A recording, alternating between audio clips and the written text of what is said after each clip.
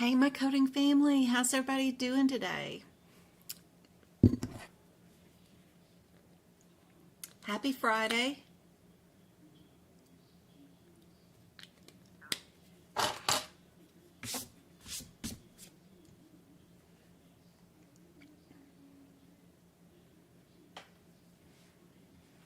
I'm checking up on chat. There is a bunch to read. Let's see. Hey, Ashley, thanks for joining the Medical Coding Club. Hey, Janelle, good to see you.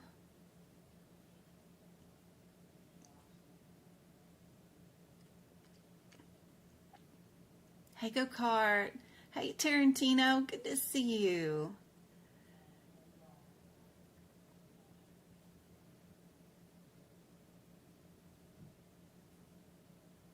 How long are the 2025 AAPC coding books considered valid?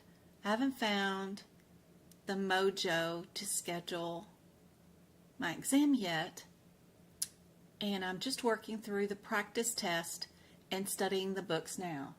Those books will be good till December 31st, 2026. So you got some time. Davis, good to see you. Nisi, thanks for the pinned comment. Go Kart. Hey, Tiki Talkies, how's everybody doing? Good to see you. I hurt my back Wednesday, so I have been dying. I could not even sit up in a chair for the past 2 days. Today, after about noon today, it finally gave me some relief and I'm able to sit in this desk chair. I've been working on my workshops, PowerPoint presentations yesterday and the day before, standing at my standing desk. Good thing that I can raise my desk up and stand. But because the back nerve was messed up, it would make my feet go really icy cold on one side. It's just that sciatica nerve. And my leg would swell and it would get icy cold, and then it started hurting from the swelling. So it was just a constant battle to be able to be at this computer. So I don't have a lot of questions prepped for today, but I do have E&M on my mind and have some things that I'd love to show you guys, because some people may not be able to join in on the workshop tomorrow because it's like $20 something. So I thought I'd show off just a few little things to maybe help some people out with the E&M. And then I have some practice questions up for anesthesia, and that we can finish that chapter of all the anesthesia codes, but I think we've got like maybe 6 more left from that. And then I've got some other ones up from something else. But anyway, I do have the PowerPoint slides up for my workshop for tomorrow, so we can take a quick peek for that. Hey, Davis. Hey, Christy. Good to see you.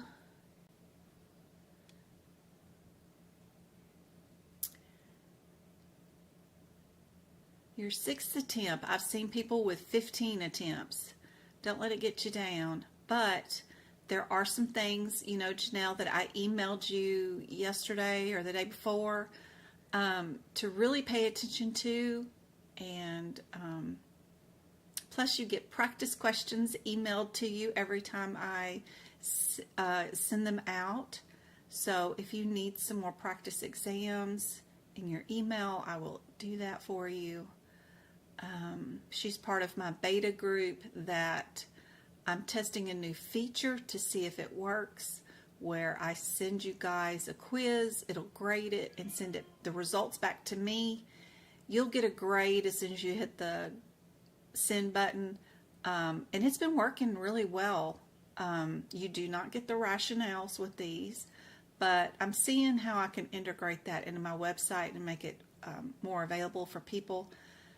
It's hard for me to manually put in everybody's email address that wants to sign up, so I'd love to have it automated that you guys can just sign up and do it, and then that generates an email daily of practice questions. And then when you decide you're passed and you don't want me to email you anymore, some sort of automated get you off the list system. So I'm working on that on my website.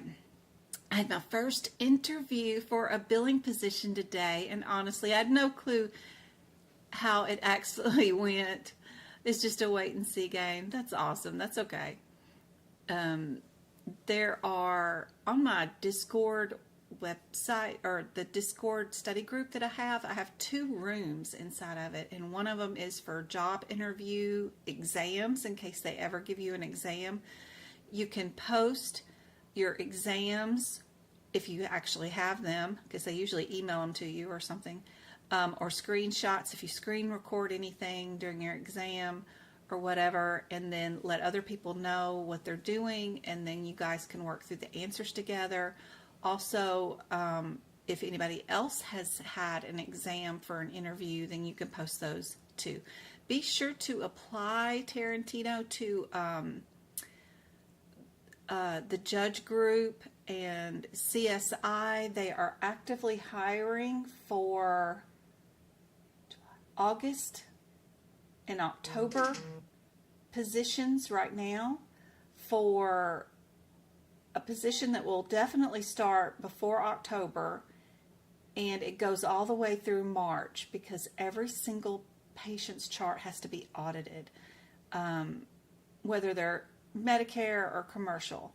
And you're just looking for missing records, like a missing mammogram or a pap smear because they had it done at the VA, but they're not using their HMO insurance or whatever, or their Medicare insurance. It's just hunting down records and getting it to the health plans. And that is an awesome thing to get into. And if you do a good job, then you got a potential to keep that job come March, when they finish those audits at the 1st of April. I think they have till April 15th, somewhere around there, to finish that audit. So it's a great position. They will hire anybody with even a CPCA or anything. So it's a great way to get your foot in the door. I also posted in the second room in our Discord study group a list of all of the places that will hire with just a CPCA and that are actively hiring right now. So pretty cool. This is our E&M decision tree thing that is inside our CPT book, right? Our AMA CPT book. This is on page 8 and 9 if you have the 2025 AAPC CPC book, or actually it's just the AMA CPT book. It's the only company that really makes one. I think there's another version out there that one of these schools, like the NHA, passes out, but it's not the one that you can actually take for your certification exam. So let me check TikTok real quick and see if was there any messages that I missed. I don't see any. If I missed any messages, guys, on TikTok, be sure and let me know. Thank you for the heart me. Is that go-kart? Did you do the heart me? And Carlita, thank you so much, guys, for hanging out. I do follow back on TikTok if you guys stay longer than an hour watching a video with me. Even if you're not a gifter, I follow all you guys back. So I love seeing your guys' TikToks too and commenting on them and stuff, even if it's not related to medical coding. So don't be surprised if you get a request for me to follow. I just like to follow everybody. And see what's going on in your life, and maybe I can help out in some way. But in your CPT book, we are given this table 1 that is how you make and bill an office visit. So one of the first things that you learn in E&M is that our book has been formatted like this, right? When you go into your book, you have your first set of E&M codes, and it looks like something like this, where we've got just all of these little different headers, right? We've got green ones, we've got red ones, and then we'll move over, and then sometimes we'll have a green one and a red one and then a blue one. And just knowing those kind of differences is super helpful. Some of the green ones will have 2 or 3 red ones, right? And then some of your red ones will just have 1 blue one, and then it'll have 1 red one, and then that's it. So they alternate, and they're not always the same thing, but sometimes also inside your green header you'll have 4 different levels, and then sometimes when you're in a new green header, it will have a blue header that will only have 3 levels. So sometimes you're looking for 4 different things or 3 different things, or like in critical care, there's only the 1 code with the add-on, and there's no levels, it's just that code, like the standby code. That kind of stuff to notice during your CPC exam does help out, because one of the first things you need to do, like if your question is only about these codes, right, and you're under the header of office and other outpatient services, the first thing these red headers tell you to do is to go through your question and see if you are a established patient or a new patient. That's step 1. That usually gets you down to a 50-50 shot, just figuring that out. And then you need to know how to level your office visit. Several of the questions during your CPC exam will be where, at least 3 of them, where they're going to tell you what the level is. They'll either say the MDM was low, or they'll say it was 10 minutes long. And you'll use that information that's inside these code descriptions to pick out either time or MDM. It'll just be a matchy match and super easy. But when they don't give you MDM and time, and you need to figure out which level you are, you need to know, am I looking for 3 different levels? Maybe even just 2 different levels, right? Or 4. And that's where that lovely page 8 and 9, or 9 and 10, come in play.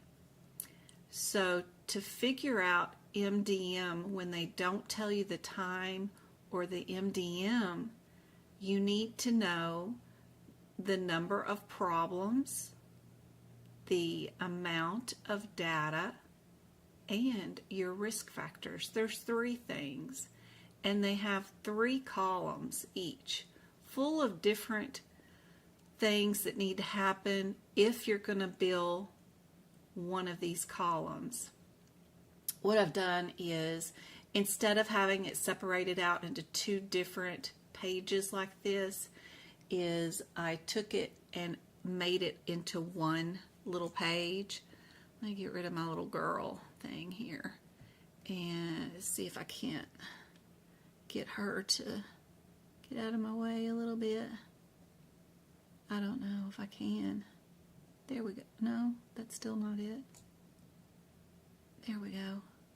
Can we move you for just a minute? There we go. We'll just get her to side eye you guys. So I kind of turned this into like one chart, like little thing for tomorrow's workshop. It's still the same thing, you know, it's just where I moved the high part over here on the bottom. So we still have our elements, we still have our number of problems first, and then we've got our amount of data, and then we have our risk. And each of them have a different level. So we've got straightforward, we've got low, we've got moderate, and we've got high. One of the interesting things is that in the number of problems, our straightforward is called minimal, our moderate is called moderate, our high is called high. Why do they do that? I don't know. In our data, our straightforward is called minimal or none. Our low is called limited instead of low, right? And then our moderate is moderate, and then our high is called extensive. So knowing that there's some little differences in some of the verbiage between the elements is sometimes part of your battle here. In the risk, our minimal, which is our straightforward, is still minimal. Our moderate is moderate, our low is low, and our high is high. So that's not too bad. But just knowing that there is some verbiage differences in some of these places is helpful because it does get confusing. Now, some of the other key parts that I want to show you off you guys tomorrow during our workshop is that there's tiny little differences between each one of these. Our straightforward problem list is just problems, but our low category deals, of course, with some problems, but you need to have two problems instead of just one if you're going to move into the low area for our problem list. Other things that get added too are now we can bill for if the patient actually has an illness or an injury. Those are different. If you're straightforward, you don't have any illnesses and you don't have any injuries, you just have a problem, right? So that distinction and knowing that difference is super helpful.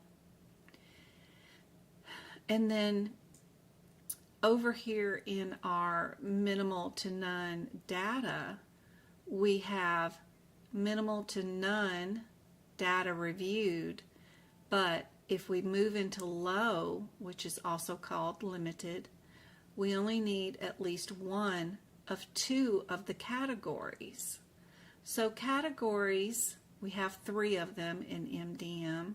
There's only 2 categories listed in low, but in moderate and in high, we do have all 3 categories listed.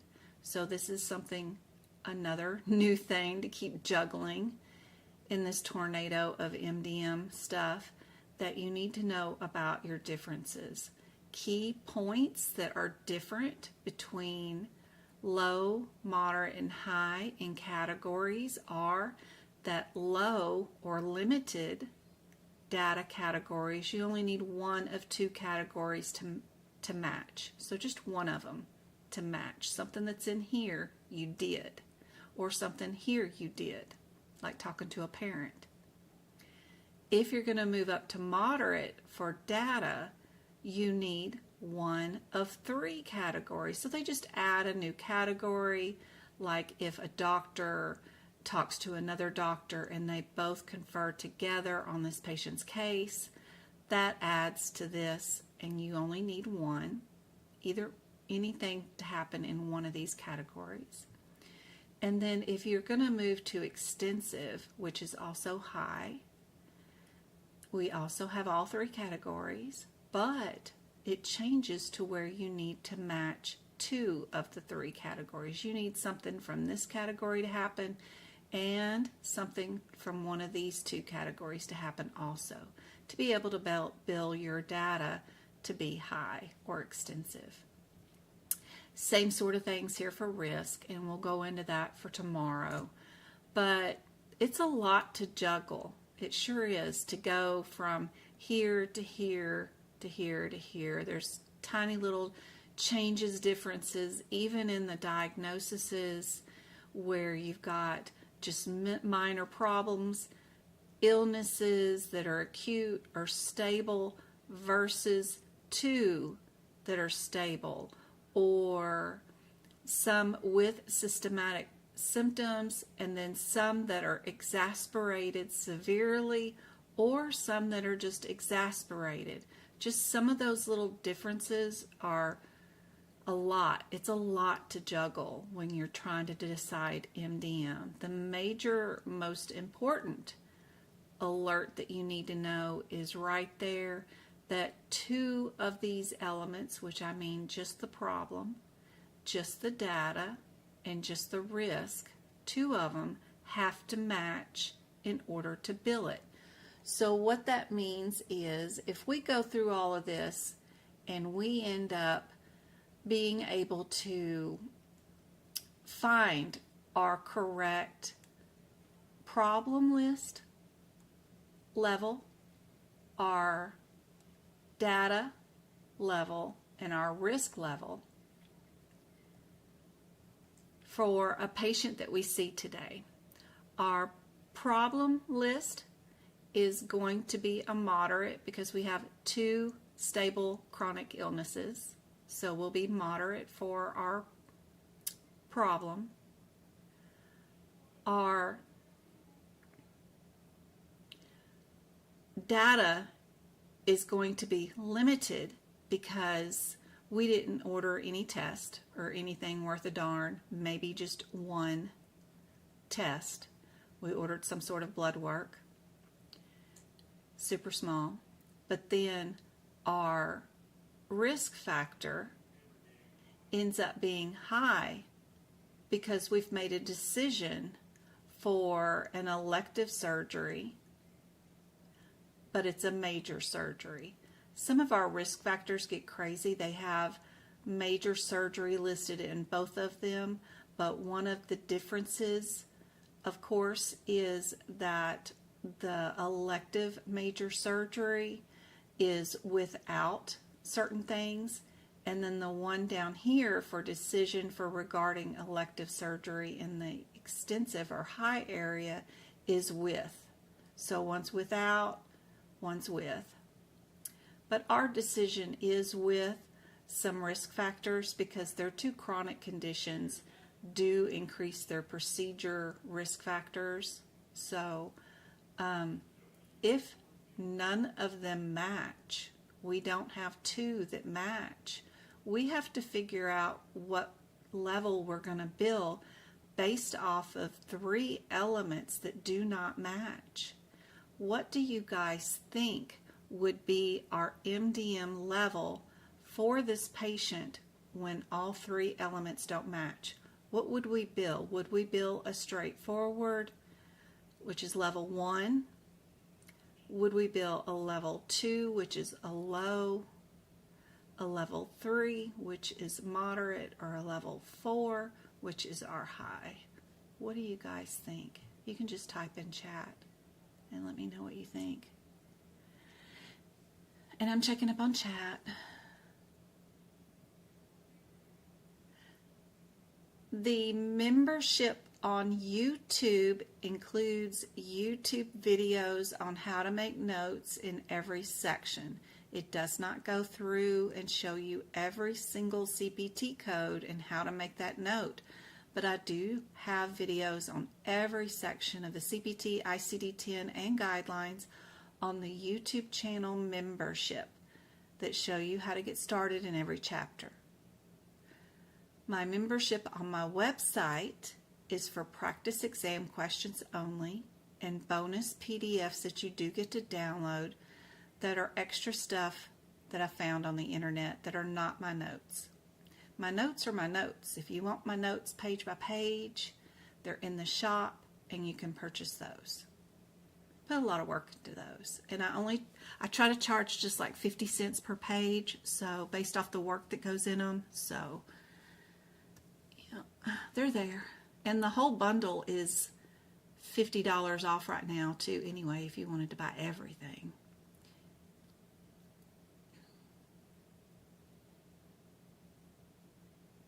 Congrats on the interview. Yes, yes, yes. I take my CPC next month. Can you take a printed copy of the guidelines to the exam? You probably can.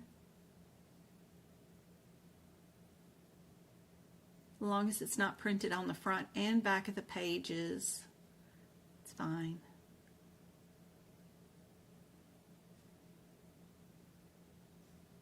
It's been a big relief to know about the books. Yeah, no worries. You've got till 2026, December of that year. I'm so glad you caught alive too, J-Bub.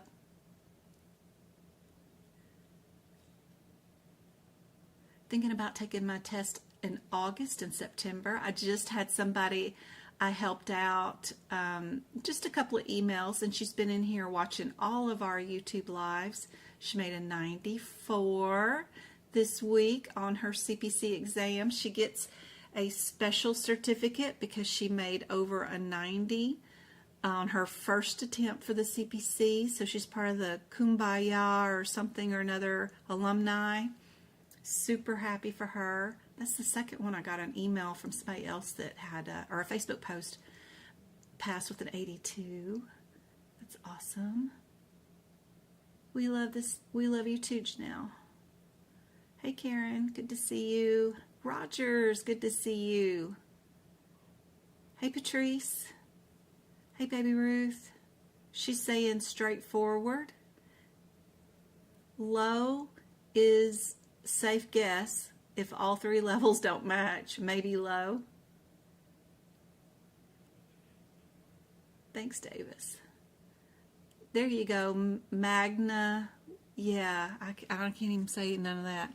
So I was thinking about trying to make a chart for this where, like, okay, if you start off with straightforward and then you go to low, low, and then you go to moderate, and then you go high for each element, right? High, mod, low, and straightforward. Then you go high, moderate, low, and straightforward.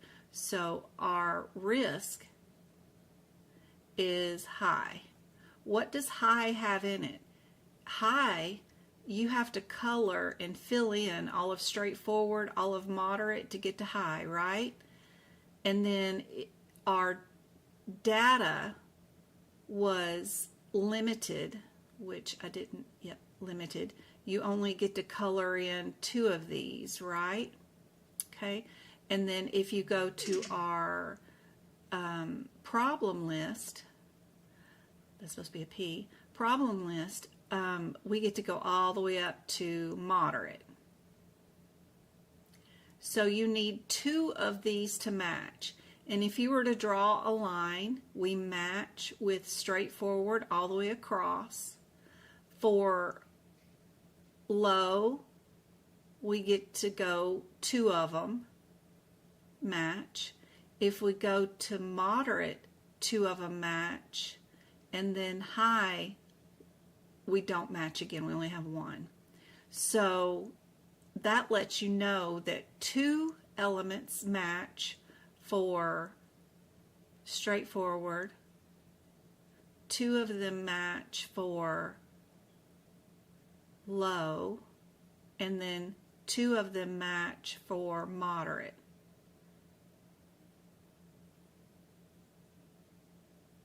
And only 1 in high.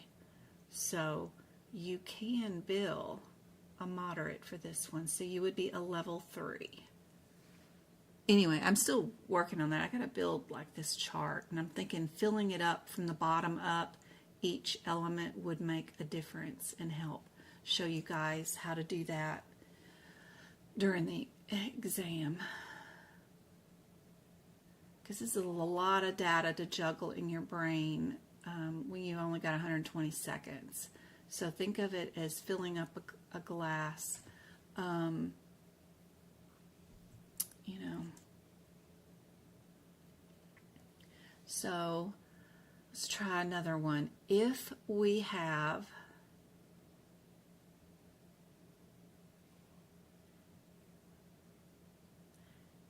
a patient that comes in for another problem in E&M is knowing what is a problem, what's a minor problem, what is self-limited, what's a chronic illness but stable, but what is a chronic illness that is exasperated or poses a threat versus two chronic illnesses. All these different things, what are these things? What is an uncomplicated injury, but it requires observation level care?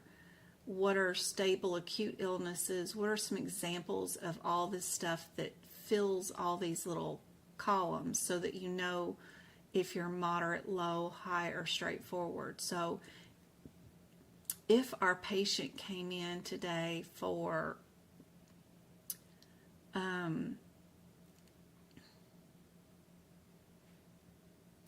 nausea, vomiting,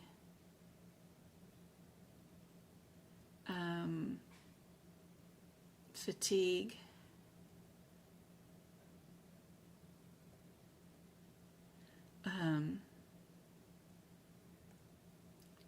for 2 weeks, over-the-counters aren't working, and weight loss,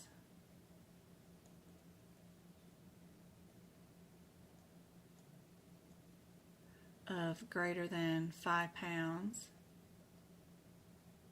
doc orders an upper GI and abdominal x-ray. So we're going to go over here to data and go upper GI and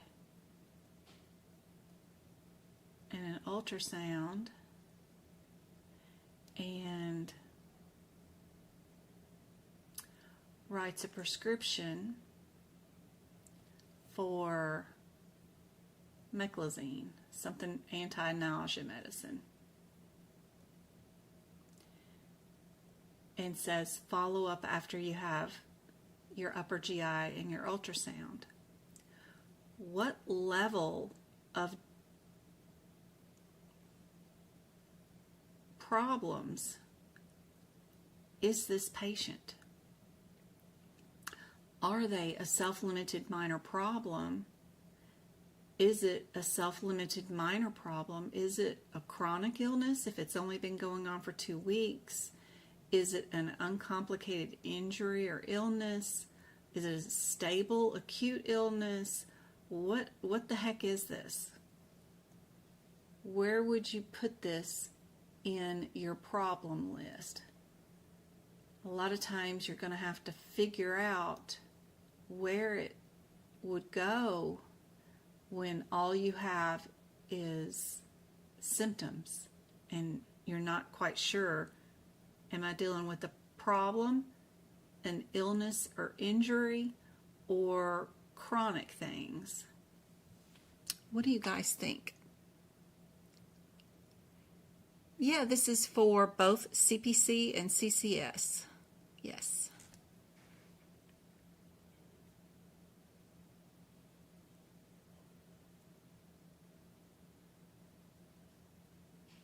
Clements 91, thank you so much for your YouTube subscription. Or TikTok subscription, I mean. Sorry. I just started my class on the 30th. Any recommendations for beginners? Yes. Get the electronic version of your textbooks, because you can go into VitaSource and have it read the books out loud to you. I think that is great. I'm a doer learner, not a reader learner. So like if I was doing, let me see if I can bring this up real quick, because I have VitaSource up. Move it over here. And go back to that, and then pick out here for VitaSource. There we go. Whoops, wrong one. That's my computer seeing how well it's doing. I know I saw it. There it is, VitaSource. So if you're in VitaSource and you have your electronic version of your textbook, it'll be in your library. You can come to it like this, and you can go to your training manual, right? And it also has included in your electronic version of your book, it will also have all your chapter videos for all your classes embedded in it, which is also great. But over here in your, sorry guys, I'm not very tech savvy. I'm working on it. See up there in that top corner right here, you've got the 3 little baby dots in that top corner way over there. If you click that, it'll say read out loud, and then you can hit that settings button and you can change the voice of whoever's reading and all that kind of stuff, which is kind of cool. But you can just have it read it out loud to you, because audiobooks are great. I mean, play it while you're asleep at night and let it sink in. I don't know. Chapter 19. Evaluation and Management. Chapter 19, Introduction. Introduction. Evaluation and Management, E/M, services are placed prominently at the forefront of the CPT registered. So, I think that's great. I like listening to audiobooks. It's interactive. It has all your class lectures in it also, and you can hit those videos. These are interactive. You do have to stick around and click continue a bunch or answer the questions, but you don't have to do that when you have it just read you out. It'll skip the videos and keep reading all this stuff out.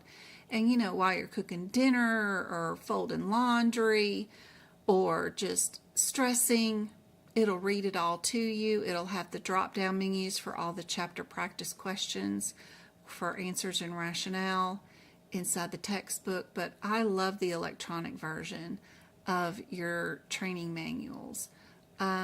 If you got paper, then you'll just have to sit there and be bound to the book and read it.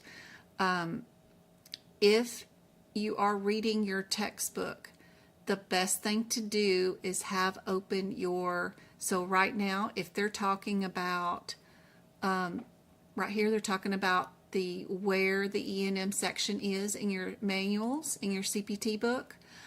Open up that CPT book, find an example of what the heck they're talking about, and highlight it, right? Any of the anatomy and terminology that they tell you that you need to know in that E&M section, they give you a list of them right here. Go write them in at the very front of your E&M, especially if some of them are ones that you're not familiar with, like if you don't know what RO stands for, or PT, or WNL. If you don't know what that means, WNL, then go write that in the E&M section, because that's what we're doing, right? Go right at the top of the header and then get those in there. Now we've moved past the medical abbreviations. Now we're going to go into the ICD-10 coding and why it matters for your E&M section. They're going to tell you about wellness exams, and that a lot of times your wellness exams will have a Z code. I'd go to those wellness exam codes, which are very difficult to find anyway because they're out of sequence, and they're not up in the front of the E&M code section. They're in the middle, back there past all the hospitalizations, which is insane. I don't know why they're back there.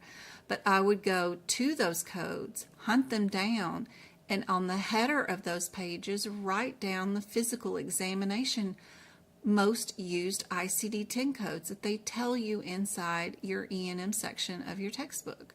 Just go find everything that they're talking about. Don't just listen to it. Go look at it, because the one thing that they're going to test you on for the certification exam, do you know how to use your manuals? Do you know where the stuff is that they've been talking about and all this stuff? So super cool.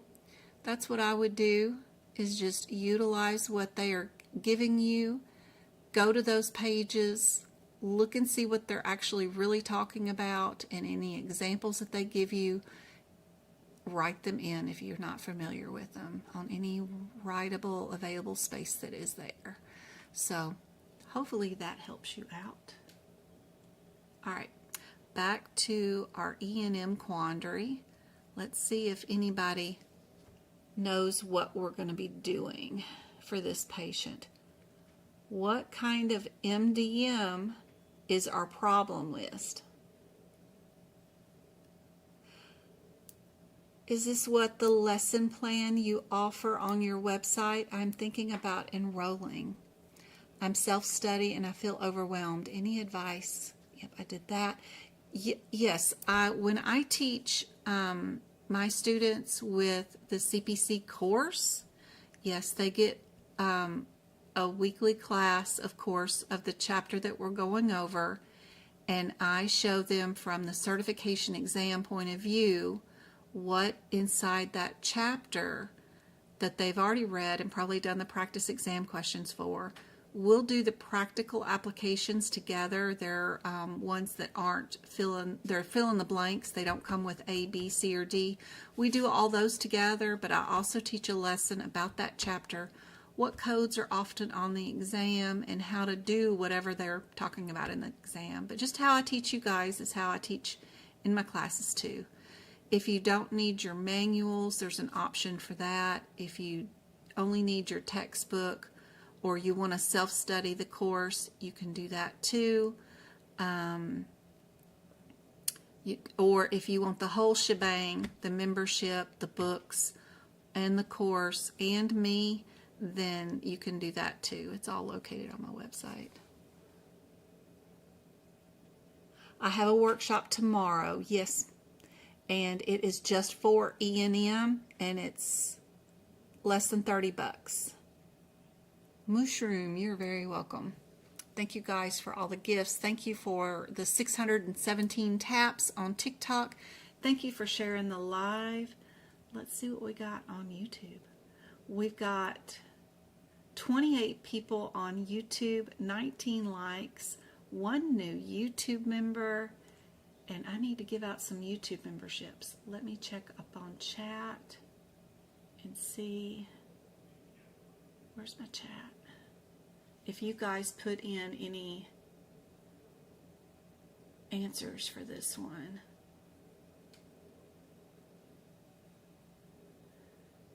The vital source reads all examples and extra stuff. How to turn off.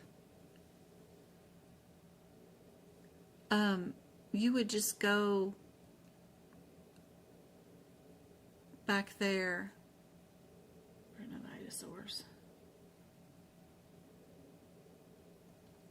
And as it's reading stuff you don't want it to, you can turn some of that off. Also, you can highlight where you want it to start and click that button right there that says read from here. Medical coding is sometimes affected by payer policy. For example, and see how it moved down to where I was at and started reading where I was at. So it's got lots of little options. Don't be afraid to click on stuff and see what it does. Inside VitaSource, there's lots of options. You can even make, you can highlight stuff and make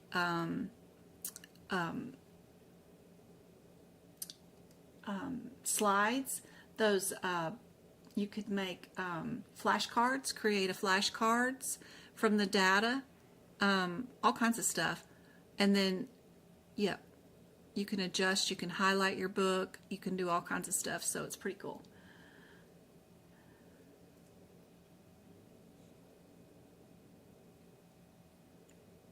Back to this one, sorry, not that one. So this one, if we had a patient with symptoms and unknown clear diagnosis, we have one option in our problem list, which is down here in our moderate section, that says one undiagnosed new problem with uncertain prognosis. Because all we have is symptoms. The doctor didn't give them a diagnosis yet. They want them to go through some testing, and we just have a new undiagnosed problem with uncertain prognosis. This kind of example where they just give you a bunch of symptoms and don't really give a patient a diagnosis and don't tell you MDM will 100% be on your exam. Remembering where this is and that your problem list is moderate would be super helpful during your CPC exam. And then your data, because you ordered 2 tests, right? The difference between your 1 and 2 categories is different than your category alerts also. In limited, you're only required to have 2 from the following. In moderate, in your category 1, you're required to have 3 from the following. So they change based off of where they're at. In your extensive, your category 1 changes again to where it's not just 1 out of 3. Now it's 2 out of 3, and then you've got to have 3 of your following in category 1. So those 2 are still the same as far as the category 1 code is, but you've got to have 2 categories match instead of 1 if you're going to do high. Anyway, these tiny little differences between these little columns mean a whole bunch. We only have 2 tests ordered, so that means in category 1 for data, we're going to be billing a low or limited, right? And then because we wrote a prescription, our prescription drug management will be the element that we pick for risk, and then that will make our other element a moderate. So we have 2 that are moderate and 1 that is limited. So our overall MDM with our 2 of 3 that are to match will be moderate also for this patient. Anyway, that's what I'm going to be teaching tomorrow. I just thought, since my brain is on it, I would show you guys a little bit of the nightmare that I will be teaching tomorrow. And I don't know if any of the courses go through any of this. So it's really helpful to actually see and do real life examples like this during the exam. And of course, I'll show off what I put into my notes for some of this E&M section, of course, and some cool decision trees and things that they have out and about over the internet. I'm just looking at my slide. My computer crashed at some point last night, and I think I lost something because I don't see it there. Unless, oh, it's on this other one. Okay, so I gotta switch slides. It saved it twice. I don't know why. It's always funny. Okay, why are you acting up? But OBS crashed. Okay, hold on, you YouTube people. I gotta come back. Okay, guys, I'm back. Sorry about that. And I'm gonna switch to this one. Yeah. So tomorrow you'll see, like, okay, where I put certain things. Like if we're working on a practice question, the answer was subjective, and you needed to know what part of whatever's written in the chart would be subjective, objective, assessment, or plan, where I write my notes, and that kind of stuff for our E&M section. So there will be part of that in what we do tomorrow for the workshop. So you can still sign up for it up until 5 minutes before it starts. Tomorrow, it's going to start at 2 p.m. Arizona time zone. Right now at my house, it's 5 o'clock, 5 p.m., about 3 minutes till, so you can tell what time it's going to start in your area. When you sign up, you'll get the email right away with the link in it all ready for our YouTube video. That YouTube video link will stay the same thing for 90 days. You can watch the replay all you want by just clicking on that link over and over again as many times as you want, and then you can watch it for 90 days. I'll change the link in 90 days after tomorrow, and that way my YouTube membership people, the people that pay YouTube $5 a month or more, will get to see that replay in 90 days. But that's what's going on for tomorrow. And I got some other cool things that I'll be showing you guys. Can't wait. I'm so excited. Totally revamping it, so hopefully it will be really good for you guys compared to anything that I've ever taught before. All right.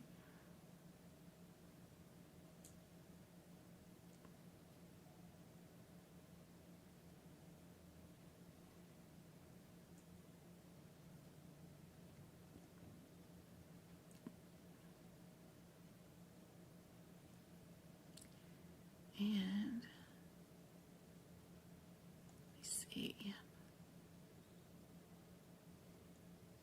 right here, our little old yeah, we had a few more questions, I think, in anesthesia we were working on, and I think we managed to get really close to question like 50.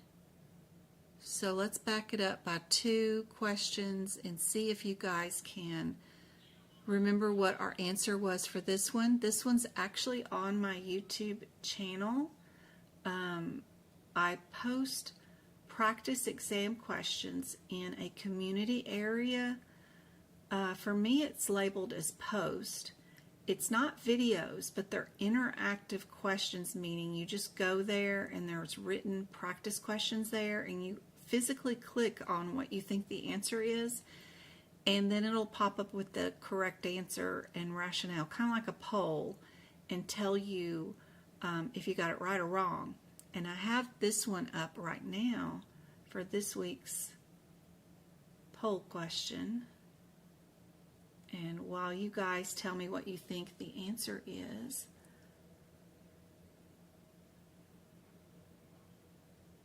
you can get the paper book and the electronic version from aapc both at the same time. I think they charge just like a little bit extra, but you can get them both. Sometimes you can get them on a special where they give you the electronic book with them for free, which is always really nice too. Oh,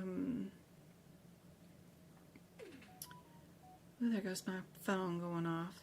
I am trying to find the YouTube. There we go. Find my video. Yay. Our video for today. Let's see, where am I at? And our live. Be sure to comment and chat right now if you happen to be in our YouTube live. Comment, tell me when your exam is going to be, your certification exam, or type in where you live or where you're typing from right now. Where do you wish you could be right now? Any little thing would be helpful. I just had to do that puzzle thing for you, TikToky. But I am fixing to give away some YouTube memberships, so hopefully that'll help out. Ooh, that's cool. You can send some hearts or tap on the little thing and get some smiley faces going. Maybe even some of that stuff that's in the sidebar, which might help out your chances of winning, because YouTube will pick out the winners. And sometimes it's like who's been tapping or chatting or whatever. Other things that you can do on the YouTube channel is if you tap the screen at the top, as soon as you tap it, you'll get that settings wheel up here. You can tap it. You can change the quality of the live playback. It defaults to a 720, which is super low, and you can change it to a higher picture quality, and then that way your replay is of better quality, you know. Anyway, just kind of cool. Let me send YouTube some money. Let's gift out some.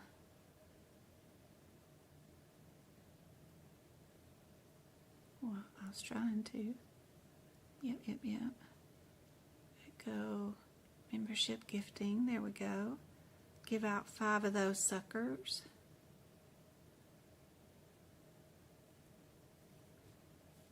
And this will give you guys 30 days access to all of my exclusive content, all the book prep videos, the old workshops that are over the 90 days. Why is the internet not working? Come on. Which internet is this phone hooked up to? Yep, you're hooked up to the right one.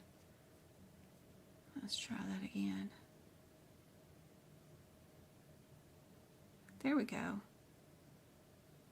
Yep.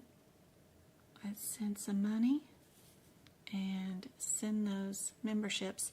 It will pick out the winners, so there we go. Let's get those done. And you guys know that your answer is, of course, A for this one. All right, let's move on down to this one. And we got Mango, Miller, Rue, Nor, It's. Congratulations, guys. I hope those YouTube video memberships help out a whole bunch. I will be giving away 5 more YouTube memberships on Friday or Monday for you guys too. So Mondays and Fridays we'll be back, and I'll give away another 5 memberships on that day too. So it's hot in Florida, girl. What's the temperature here right now? It's only 108 outside right now. You want to come to Arizona? Ooh, Lord. We got high temps here for sure. It's 5:05 here in Arizona. So if you guys are attending tomorrow, look at your clock. Compare your time with what time I will be starting tomorrow. It is 5 o'clock here in Arizona. My part of Arizona does not follow the jump forward or fall backwards time. We don't ever change our time. Our time stays the same, and we don't fall in what anything else in the United States does. Even the southern part of Arizona does. It jumps forward and falls back. But my particular town does not change their time zone, which means my internet company does not change their time zone, which all the internet and times on everything, on all my electronic devices, my computer, everything will always think right now is 5 o'clock. And so everything that I set up with my IP address and all that stuff is this town's internet or time zone, so it's infuriating. But anyway, you guys, 2 o'clock tomorrow is our workshop time. And if you have purchased your AAPC course from me, even if you don't pick me as your teacher, you just do self-study, you still get access to all the workshops that I have for that year that you bought the course. I just send AAPC the money you send me, and then, you know, it feels a little bit like money laundering, really. I mean, I'm just taking the money from you and sending it to them. But I also include all you guys that already purchased a course from me for AAPC's course. I throw you in on all the workshops. And so anything like that, you don't have to pay for it. You'll get an invoice that'll say 000, but I have to manually do it. So don't assume it's done the day of that I announce the workshop. I'll get to it. It's just I got to go in manually, put you in there, and then I got to go back into the billing department and then change the invoice to 000 and all that stuff. It's just a tedious little thing that I have to do, but I'll get there before the workshop. But that doesn't really matter. You still get the link. All right. On this one, what do you guys think is the answer? We've got 3 of them with our 99, 100. Anybody over 82 definitely gets it. Then you just need to know, are they a P2 or a P3? And yep, they are a P3. I remember doing that one. One more, and then we should have some more new ones for sure.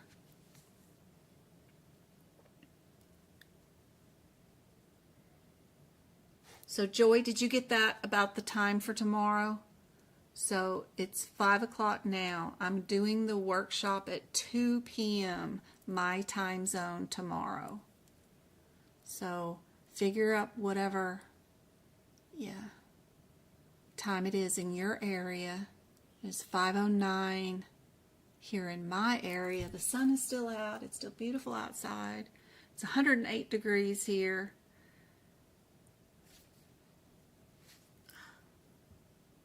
Hey Ash, good to see you.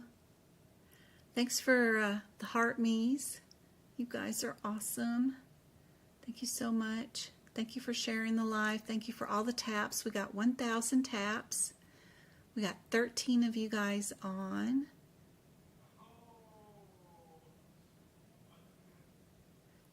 Can I share my own live?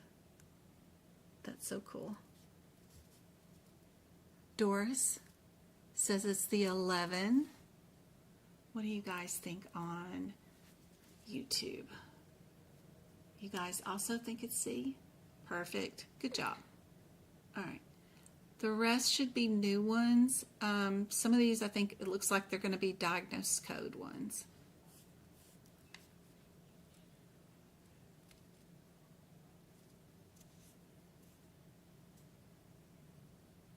Are we going to be a Z code, which is a status, situation, history of, are they here for physical, are they here for chemotherapy, or are they here for a tummy issue? Because K is our tummy.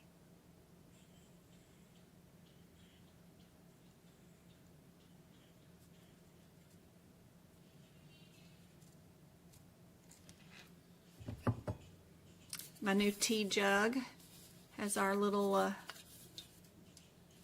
boo-boos on it. I got it from the McCary shop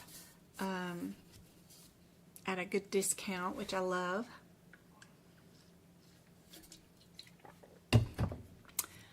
I still need a name for our little coding buddy. He's the green one, of course.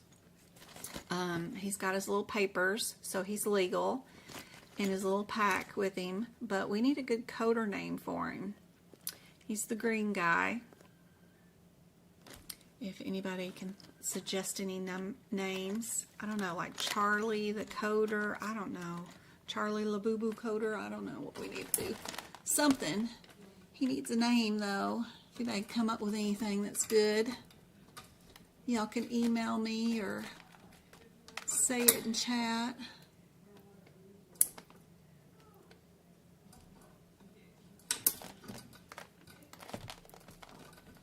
Get him back up here on his little thing above my desk.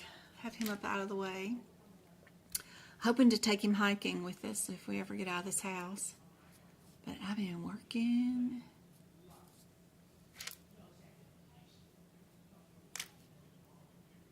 I took my test and you made a 65. That's not a, that's like 5 questions away. You ran out of time. You had test anxiety. Try not to read the questions. Like this question right here. The first thing I would do is come to it and say, am I a K or am I a Z? I would only look for those things out of the question. If I'm here for a K, then it's going to say I'm here for something's wrong in the stomach. But they're saying personal history. Okay, well, you know the Z codes are all personal history, so you got down to a C or a D in like a couple of seconds. You know it has to be one of these. What is your difference between Z 83.7 or the Z 86.0? You don't even really technically have to go down that far. I wasn't paying attention. You need to only go to Z 83 or Z 86. That's it. Don't go all the way down to these little individually digits because that's a waste of time. You just need to go to your one code difference because that's just a time waster, really, is trying to force you to go to all those different codes. You could also look in your alphabetical index for your ICD-10 book. You could actually do it the medical coder way and probably find your answer a lot faster than even run into the Z83 and your Z86, right? If you went straight to your alphabetical index and went straight to history, A, B, C, D, and you went personal history, personal, you need to be under history, personal, not family history, and then you went to polyps, colic polyps, right? You could probably find this a whole lot faster just going here to your alphabetical index. Right there, colic polyps. It's immediately right under the very first history. History, we got family of, personal. Personal there, personal history of, yep, and then it will tell you what your answer is. I can't. Travis is distracting me. Hold on, I'll be right back. Travis James Michael Brewer. Phone off. Okay. He's screaming with the cheerleading squad. He's just so loud. Okay. I'm surprised that y'all can't hear him.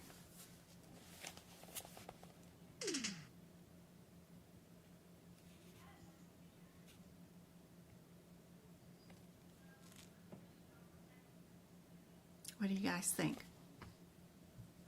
What is our answer for this one? Just got to get a little bit faster at finding your answers. Yep. Let me move this one down. I don't have these all formatted, it looks like. If I can, or edit anyway. Here we go. And then, since we know that one for the knee, I'll scoot you down and then make sure I got this one formatted for you so that this one will be new. All right. Type 2 diabetes.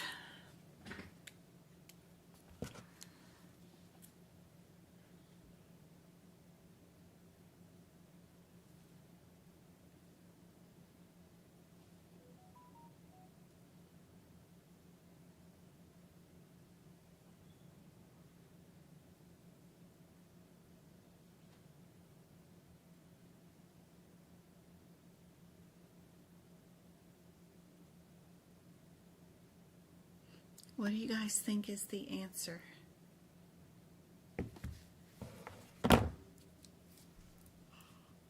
For this diabetic one, check up on chat. Ooh, lost signal on my end. Is OBS still running okay?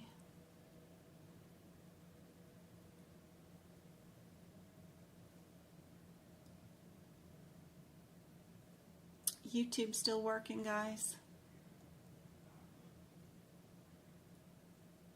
I like the green color guy. Me too. Green is my eye color, so yeah. Okay, good.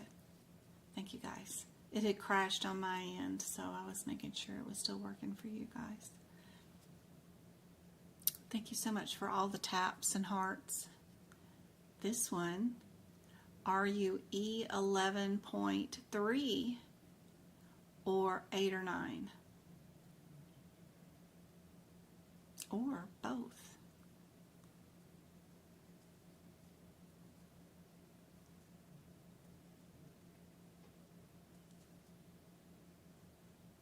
C is correct. Good job. All right. OB,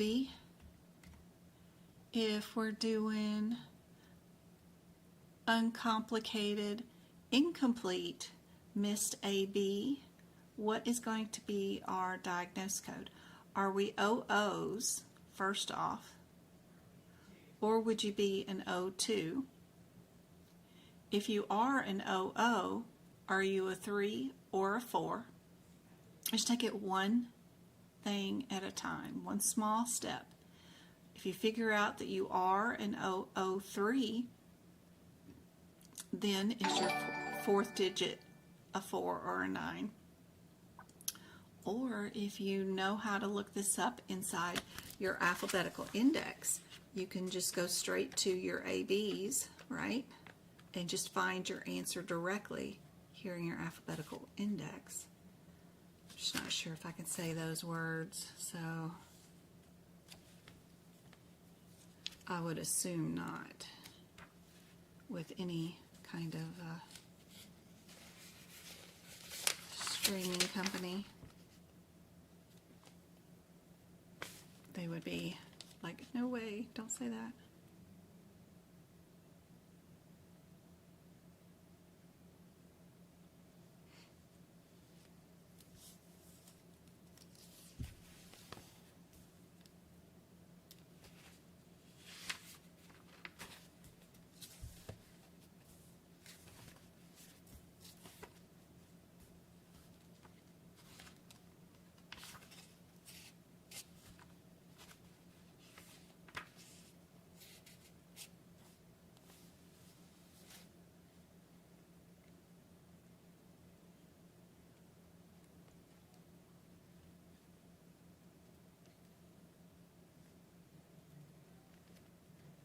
Don't forget about looking inside your book for impending myocardial infarction, because that's usually on your certification exam, and the crazy thing is it tells you to go to I-20.0 and you get there and it doesn't say anything about impending myocardial infarction. It just says ischemia. So matching what it says in the alphabetical index versus what it's back there in the tabular list is sometimes just insane. So I wrote in impending heart attack back there in our tabular list, but that's a whole nother issue. Usually they match a little bit better than that one does, but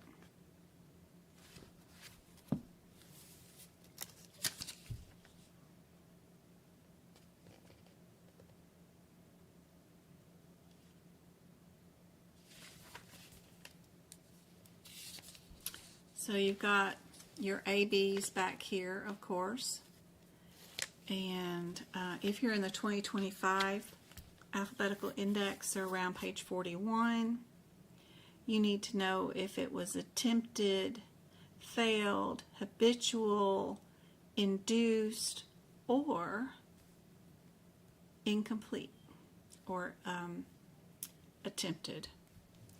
So those are your major headers. And then we know it's incomplete. So then it'll tell you exactly what the answer is right there. And then you don't have to look up all 4 different codes in your tabular list. You know, sometimes it's easier just to run to your alphabetical index, but you really need to know how to use this and practice it before. And I always recommend, if you go somewhere and do something, then highlight your path. So I went to the word, and then I found my header differences, right? I found that my headers are attempted, complicated, failed, habitual, incomplete, right? Induced, inevitable, missed, spontaneous, threatened, and tubal. Those are my headers of that word.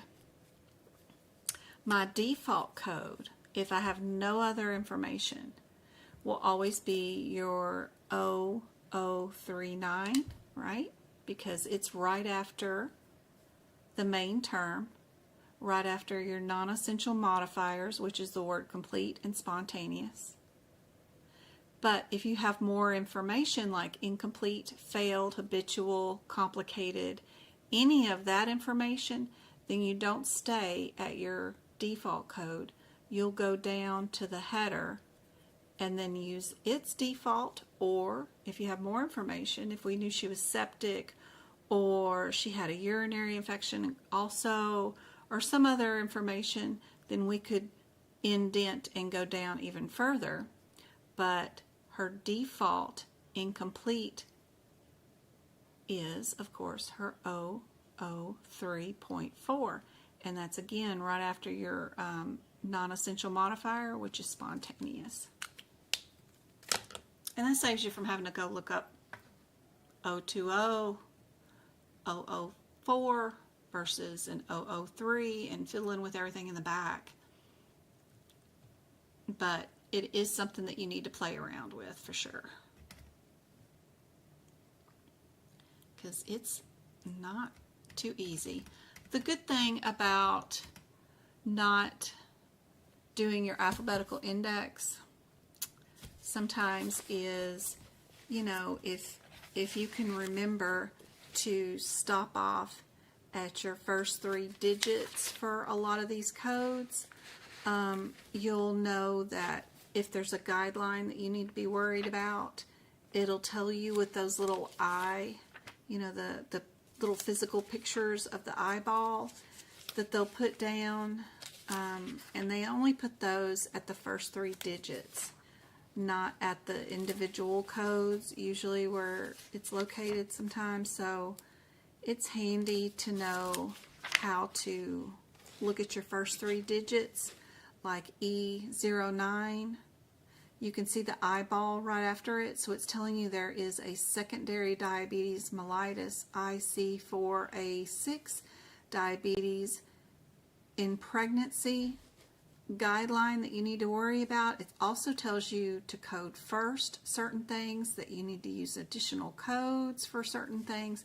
All your guideline alerts to tell you there's another code you need to code with it will be at your E.09. So, I don't know. It's always handy to, of course, verify in your tabular list, but when you're verifying in the tabular list, you got to remember to stop off at your first 3 digits before you go down to your specific code all the way to the end. Yep.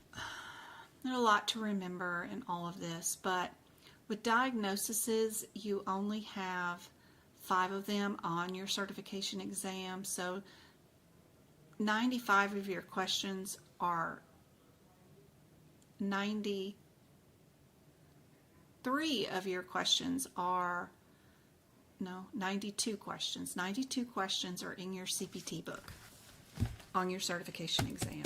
So the main focus of your studying should always be your CPTs. If you're just starting out on your CPC course, the first 4 chapters, the business of medicine, and then 3 chapters going through 21 chapters of ICD-10 coding. Only 5 of those are going to be on your certification exam. The rest is going to be in here. You're going to have 3 questions from HitPick's book, and that's it. So 92 of your questions are going to be right here. This is where you should spend your focus for training and for preparing for your certification exam. Don't stress about all the exam questions and guidelines and all that stuff for the ICD-10 book. Yeah, some of it's important, but you know you're going to have a pregnancy. You know you're going to have a diabetes patient. You know you're going to have a burn patient. And you're going to have a drug overdose. And probably a mental health one, like Alzheimer's, or somebody who went through a big grievance, like a death in the family. But, we always have the same sort of things, or an MVA car wreck or something.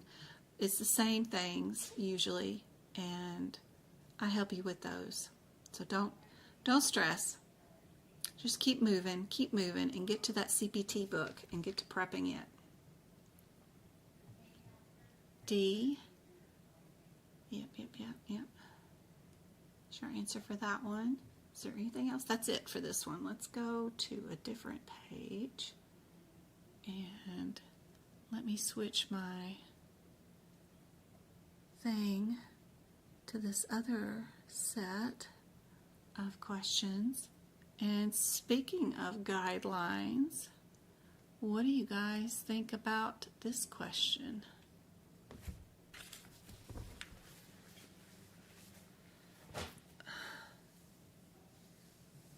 We go say goodbye to Travis. He's going to go spend the night and go to a tumbling class with the cheer squad tomorrow morning.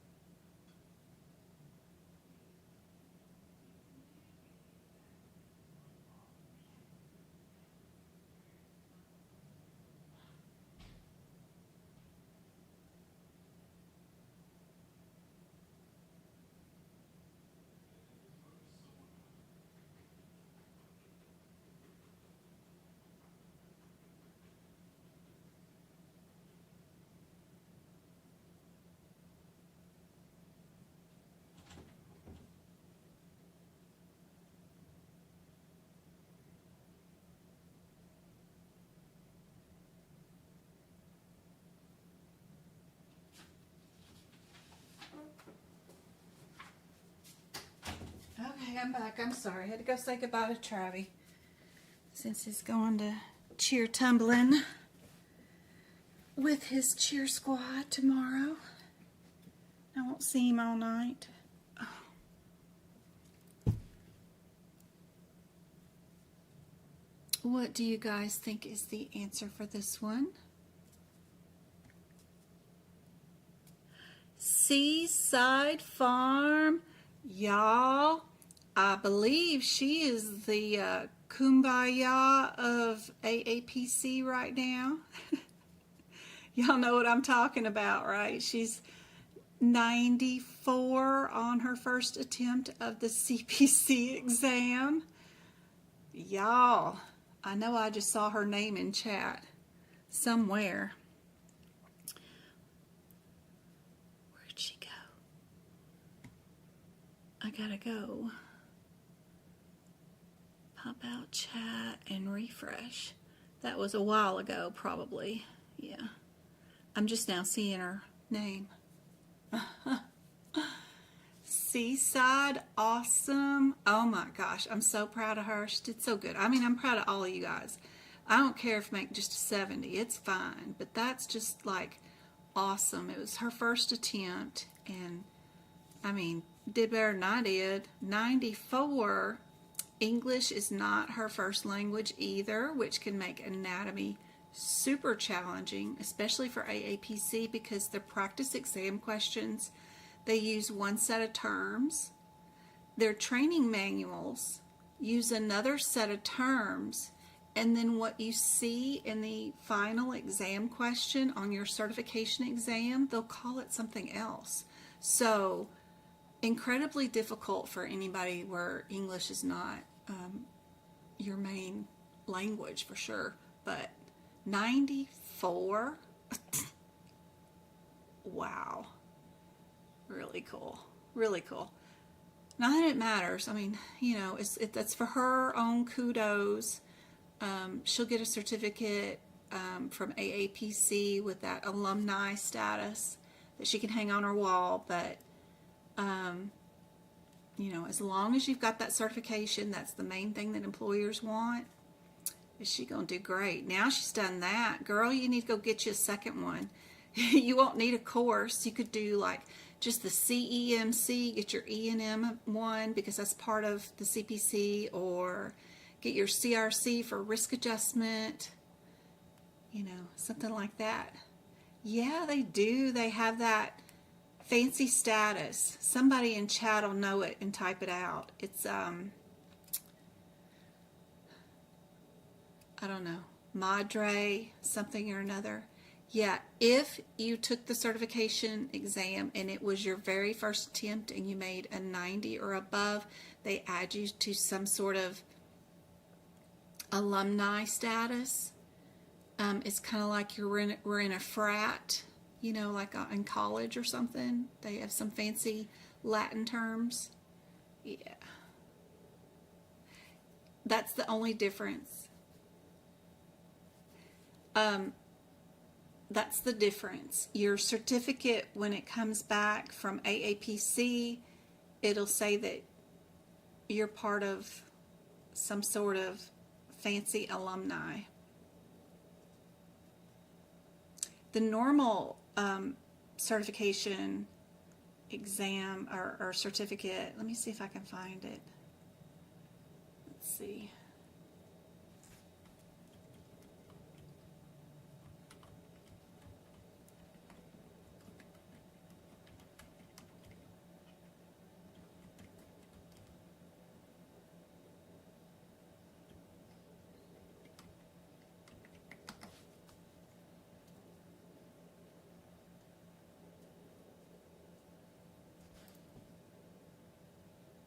Instead of just saying certified professional coder,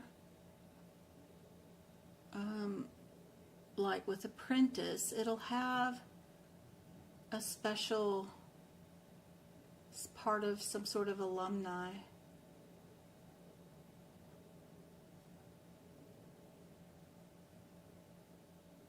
I don't know, I have to find a copy of what it looks like on my end.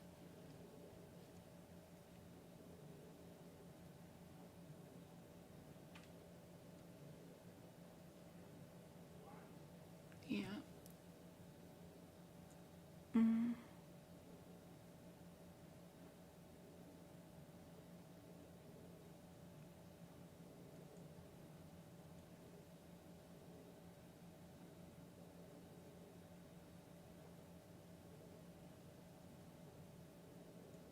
So you guys know what the certificate normally looks like, right? But right underneath the certified professional coder it'll say that you're part of this Kumbaya alumni. So it'll have a special line right there. That's all. And when it gets published in the magazine, they monthly issue out a magazine, and in about 90 days or so, your name will go into this magazine, and in the back they post everybody who's gotten a certificate in the last whatever. But I believe they always post the magna cum laude, whatever that is, first. You'll be first from everybody. It'll say Seaside got her CPC with that status, and you'll be first. And then they do the regular CPCs. Then they do a list of everybody doing the CPCA apprenticeship. Those will all be right there. And then they do all the specialty certificates like the CRC, CPMA, and all that stuff. Instructor. I'm meaning to look for mine. I got a new one recently. Might be in here sometime or another, but I've never seen my name in any of their publications since 2019. Never seen my name in here once. I figured they hated me, so I don't know. But of course I'm not in here. What month is this one? This one is this month's, I believe. And you know, the tricky thing is about this, you have to go into your AAPC membership and you have to actually uncheck a box to get these sent to you monthly. And then every so often they will stop it to where they'll automatically go in there and they'll check that box again, where they won't send you the physical copy, that you only get the electronic copy. And then you have to go back in there every so often and check to make sure that you're still getting them mailed to you, because they'll send you an email that says, thank you for choosing to get it to be just electronically sent instead of being mailed to you. They don't like to mail them to you because it's an expense. They have to print all the ink and pay for shipping and stuff, so you can't blame them. But when you physically go in there and change your status to say, I want it in paper form, and then you have to keep changing it because they keep changing it, you're playing a little battle with them. You know. Anyway, it's kind of funny. But I lost 1 month recently because they had went in there and they changed it. Anytime they update their website, you got to go back in there and change it again. But I never have ever seen my name in these things.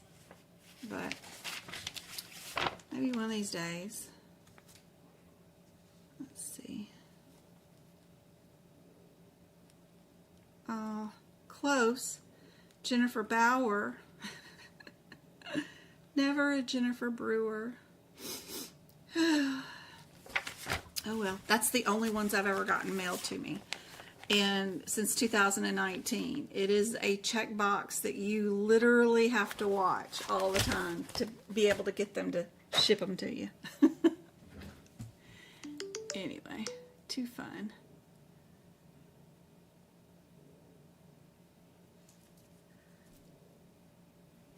If you guys want me to show you, I can show you where you go to do that.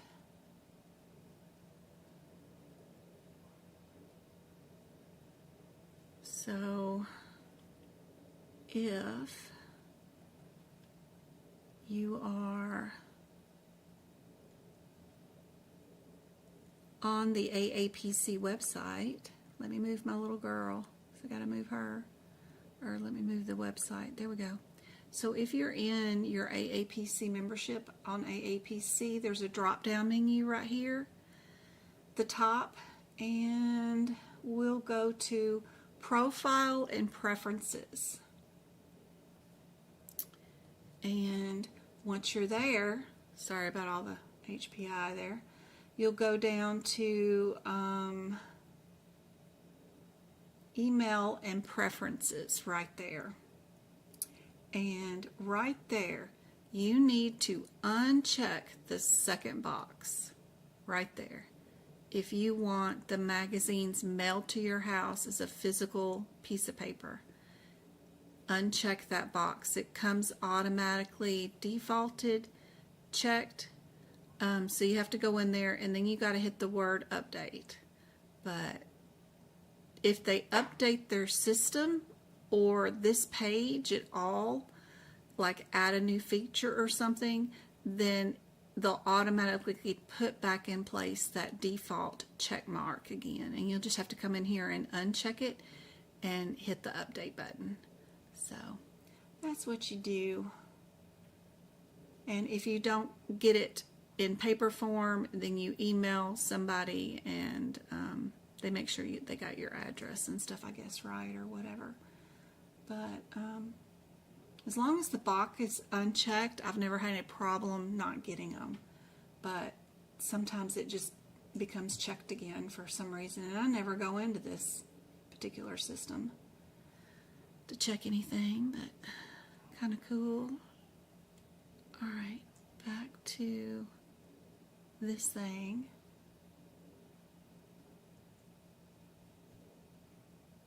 I'm sure everybody got that one. What about our BMI guideline? Thanks for following, love. Hey, Twinkle. Seaside did great. I just finished my course. Now it's mock exams and studying for the cert exam. That's right. As many exam questions as you can find, for sure. I still haven't downloaded our Lab and Path course video from Zoom yet, Twinkle, and I gotta do that. I just have not done that yet. Gotta do that. So I'm sure you're looking for your lesson.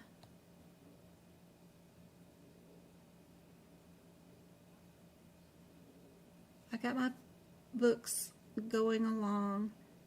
It's just fun to have a great way to study. Aw.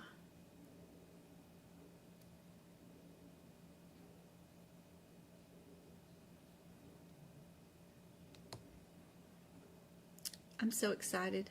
I hope to see her name show up in the magazine soon and go, I had a tiny little hand in that. I helped out just a little bit, I hope. This one is B. What about this one?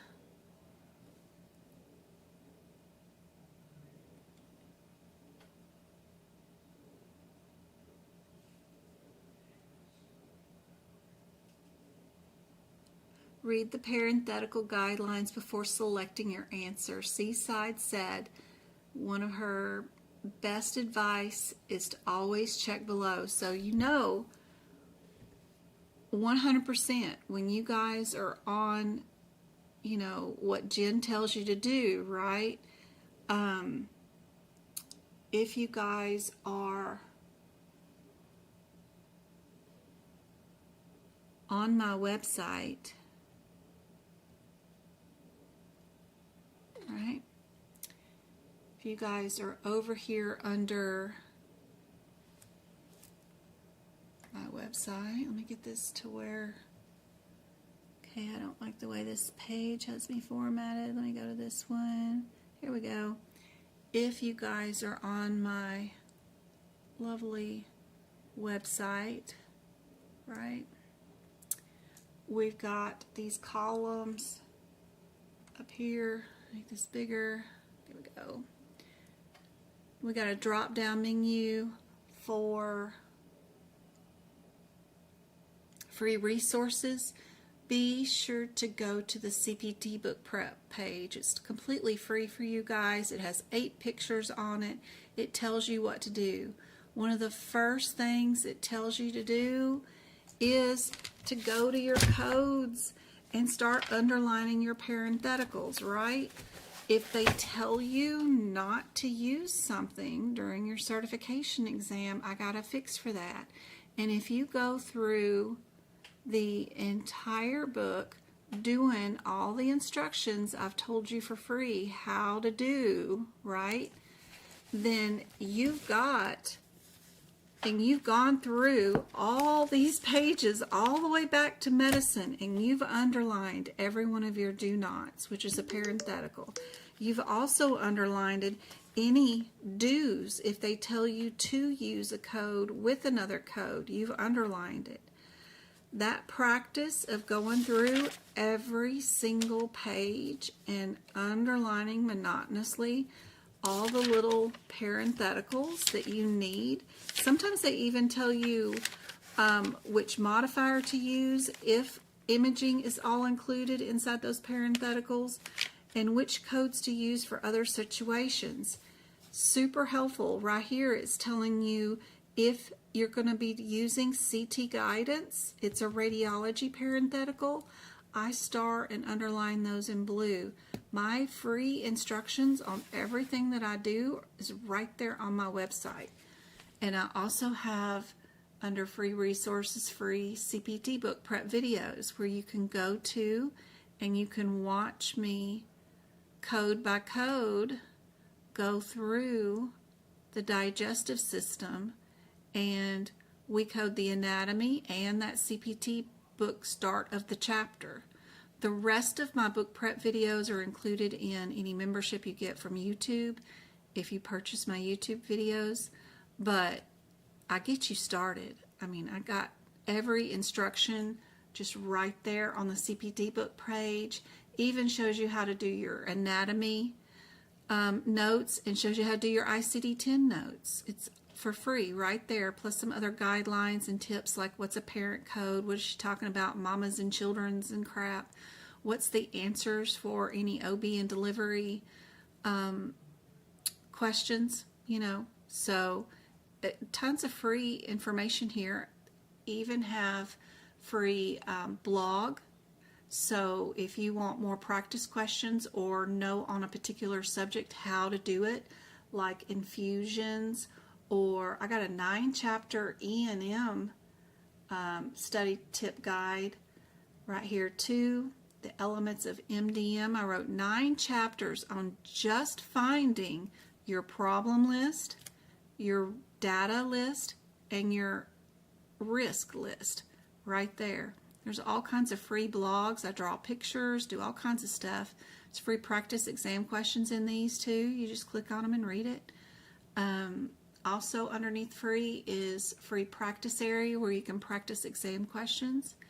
You can come there. There's free PDFs you can download right there. You can do practice questions. You just click on what you think the answer is and it'll tell you if you're right or wrong and what the rationale is. Just physically click on them. You can leave comments over here and tell me it's terrible or to add new questions or whatever. Leave feedback. But you just click on things and scroll around.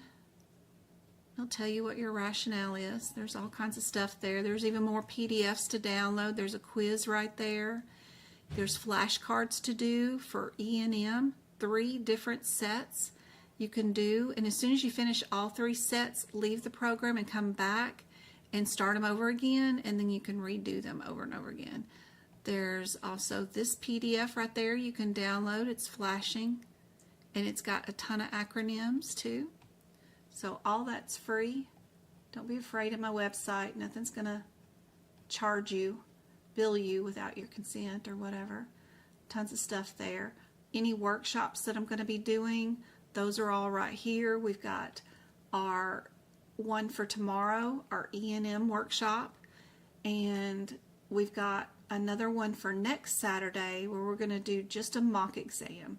We're going to do 75 questions in 3 hours in the same pace as the certification exam. Bring all 3 of your books, and you'll watch me go through my books and find the answers and see if you can find the answers for the questions the same pace that I do. You'll listen to me tell you what's going on in my head, why I'm going where I'm going, and you guys see if you can do it. If you can pass one of these mock exams, like 90% of the questions you got correct, you know you're ready for the certification exam. If you're still struggling with only 70 or 50% correct, then we need to keep working. We need to keep working on it. But I've got those 2 workshops up if anybody wants to do it. And then I have practice questions for a membership. It's like $8 and something if you want bonus practice question area on my website. Like if you go to cardiology, it comes with all these extra PDFs that you can instantly download over here.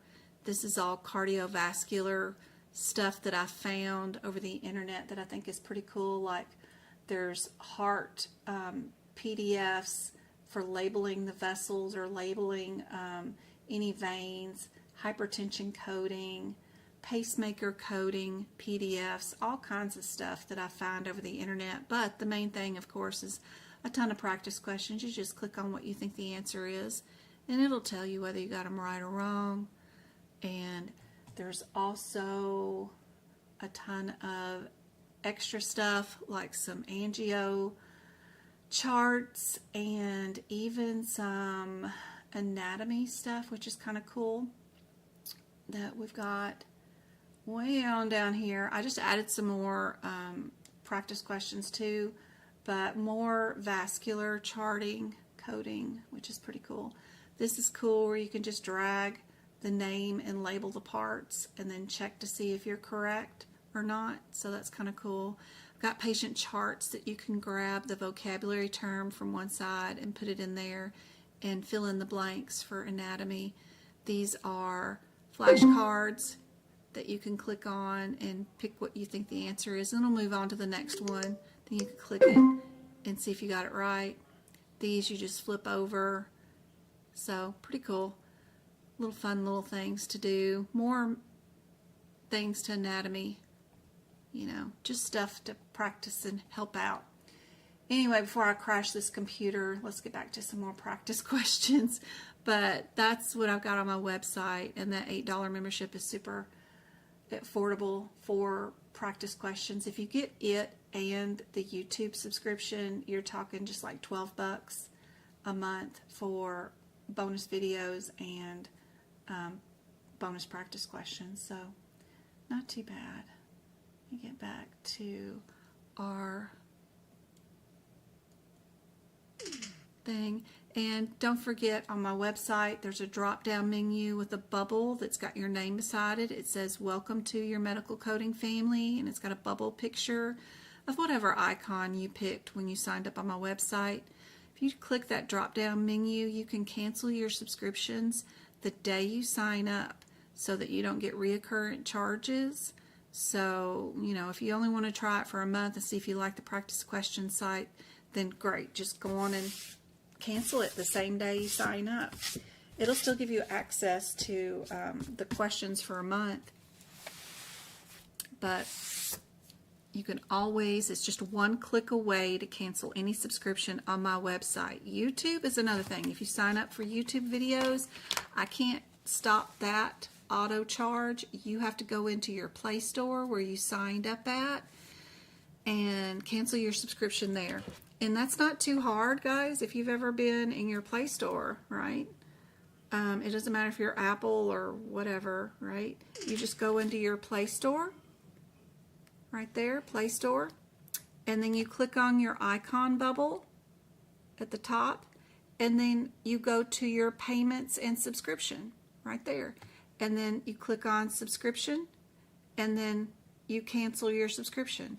This particular one does not have any memberships signed up on, but I do have something that does. Where am I at? Where am I at? I am on this one. So if you have a subscription, I have one with this Play Store. Yeah, I've got several. So I've got my Google One, I got my TikToky, and my Waze computer or security system, and then my video editor too. So I've got 4 subscriptions under my Play Store. So that's how you find that, and you cancel it anytime you want to, but you have to do that on your own. I can't do that for you, but that's how you do it.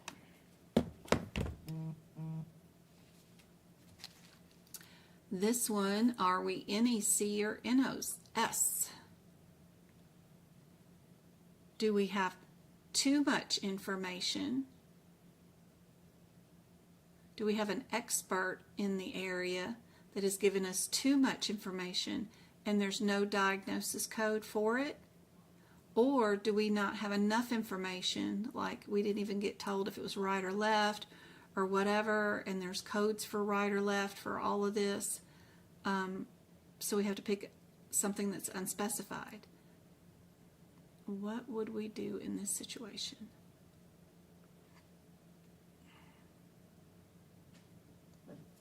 I hope to see you guys in that E&M workshop. Be prepared though. E&M is a tough cookie. It is rough. It may take you watching that video a couple of times to pick up on this, because I'm teaching you the hard stuff that you need to know for your CPC exam, like picking your MDM level when you don't have an MDM or a time. And that involves categories, subcategories, leveling,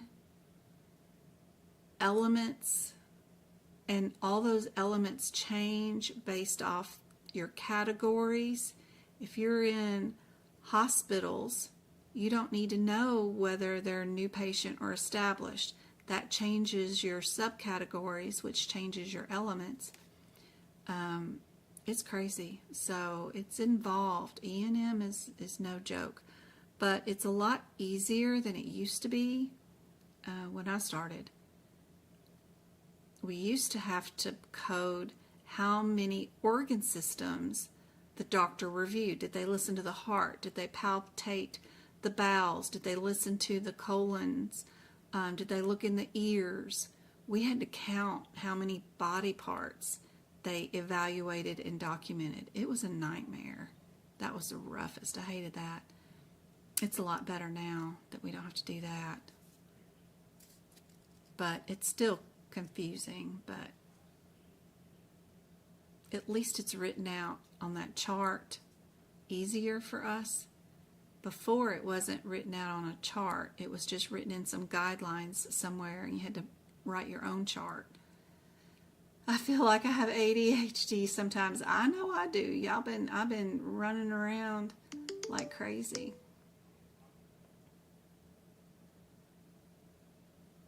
She got 100% on E&M. Good job, Seaside.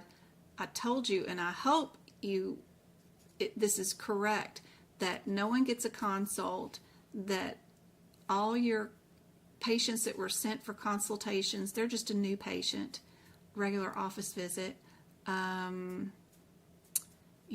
Your consultations done prior to admitting, like an observation or whatever, are subsequent hospital visits, that kind of stuff. Your PEDS, critical care, is a global code, meaning all your intubations and stuff are all included.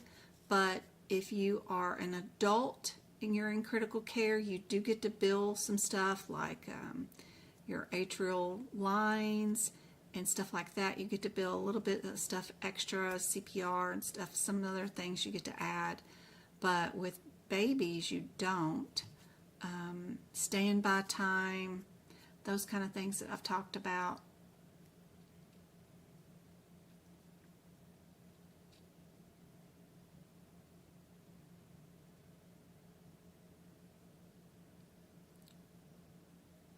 But it would be cool for Seaside to go get some more certifications. There's a ton on their website that you could take without any more studying because you've already passed. Especially your strong suits like E&M, you could go for CEMC, take that certification, have 2 on your resume, make you stand out.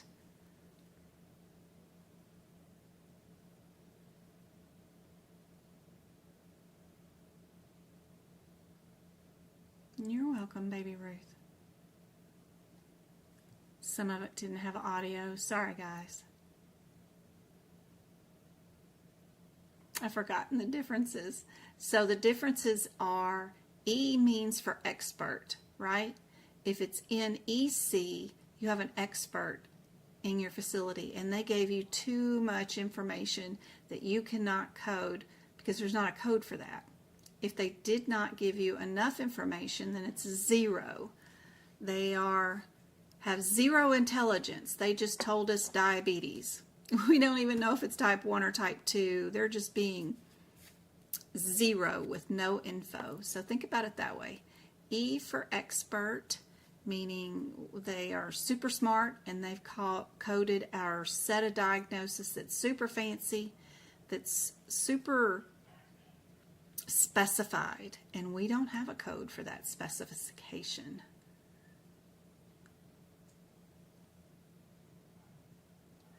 This one is our B for in our expert.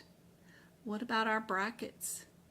Knowing what non-essential modifiers are, what brackets are, what quotes are, or all the differences between these little icons like the lightning bolt versus the exclusions like modifier 51 exclusion. Knowing what that means in the book and where to find it is super helpful. Ooh, I gotta reboot this computer. It's about to die. I have been on for 2 hours.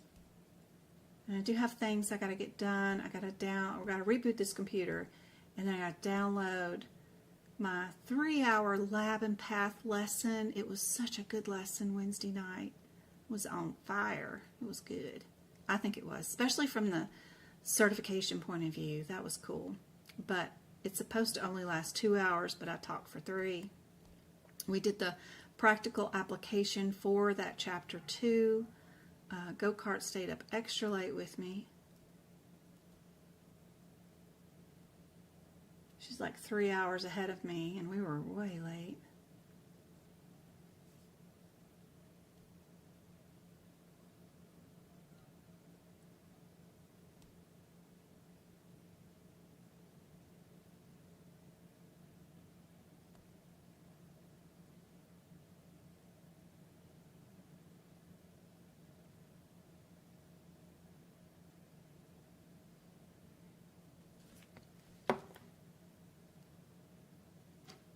More than anything, they just want to know that you know how to use the books.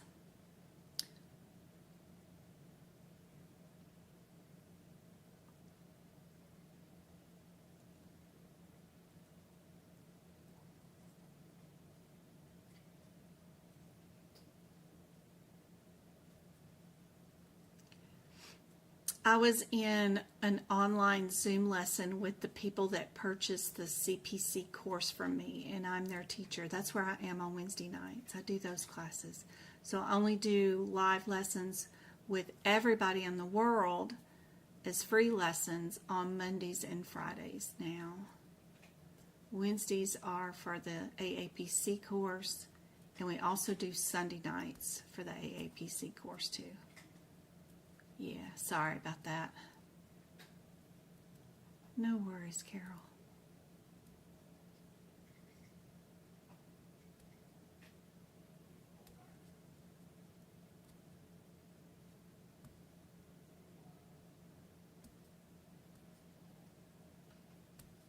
You like the look at the website? Yeah, I just tried to organize some of it a little bit better. You purchased some sample scenarios on my website, and it helped a lot. I have sample scenarios for integumentary and musculoskeletal and EMM. Yep.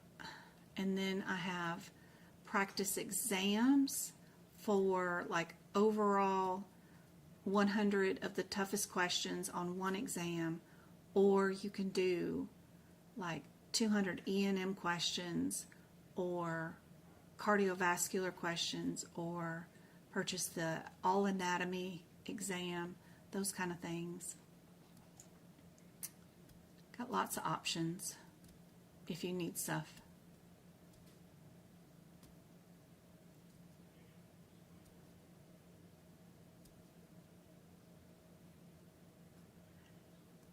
I did not see the suggestion for the name. Sorry, I missed it. Tell me what you think.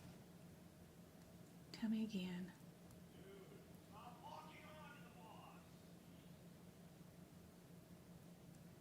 I wonder how your students will be if they take another course. I have no idea. If it wasn't so expensive now, they did send me a thing where they want me to apply for teaching with them directly. And if I become like an employee teacher of AAPC, I think they provide all the franchise stuff for me for free instead of paying the $5,000 per certification. I could only get the AAPC CPC franchise because that was $5,000, and then it's $2,600 per student I sign up for it. So it's it's $7,000 for one student to teach. But if I become an employee, then that means staff meetings, and oh my gosh, I've been retired from working a corporate job for a year now. And man, do I like it. No staff meetings. I'm sure it's all working remote from home, but I guess I'd be expected to show up once a week or, I don't know, once a month or once every 2 weeks for a staff meeting and give opinions on how to improve stuff. And I don't even know if I have the energy for that. But it would save me thousands of dollars, and plus I'd be making an income again, but I'd be an employee again. I don't know if I want to do that. But I did get a request, so we'll see. I'll think about it. I don't know.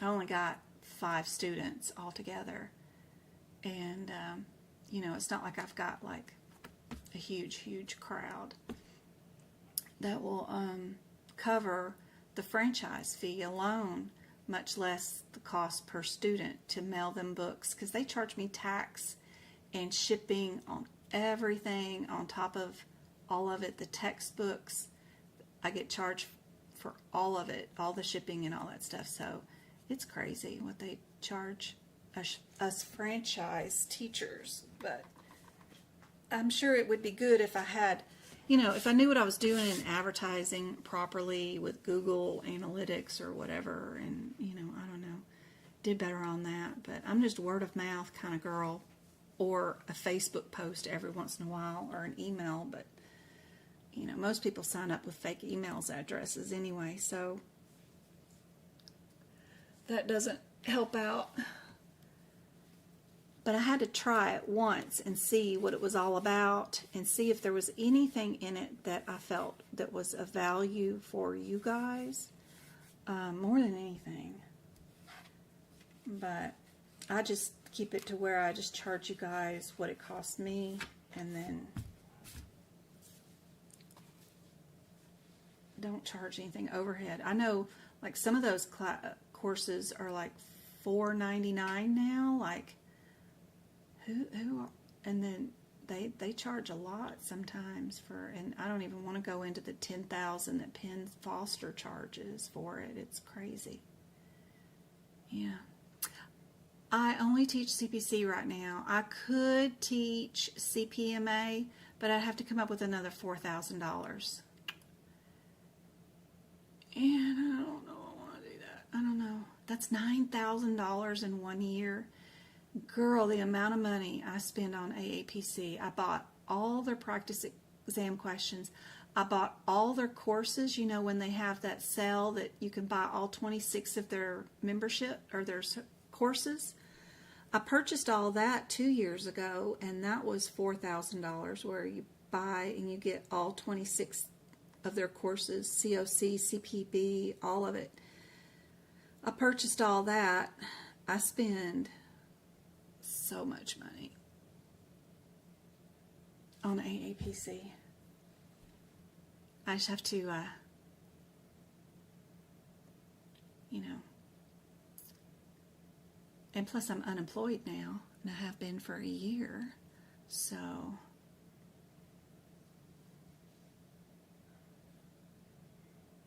that's by choice. I retired, I guess you'd say. Okay, why is, I don't think my OBS is working. Hold on, let me shut this down. Are you sure you want to? I don't know what I want to do. I know I want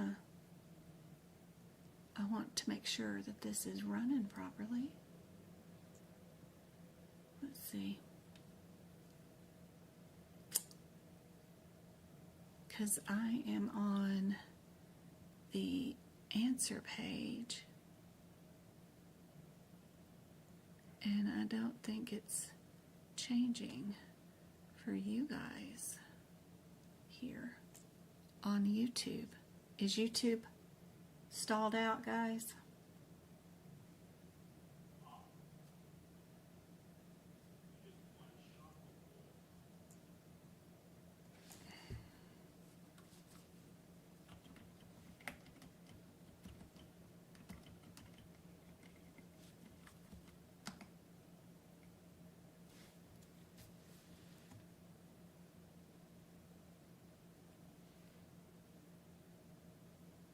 Let me hit, is there a way to, I don't know. Let's see.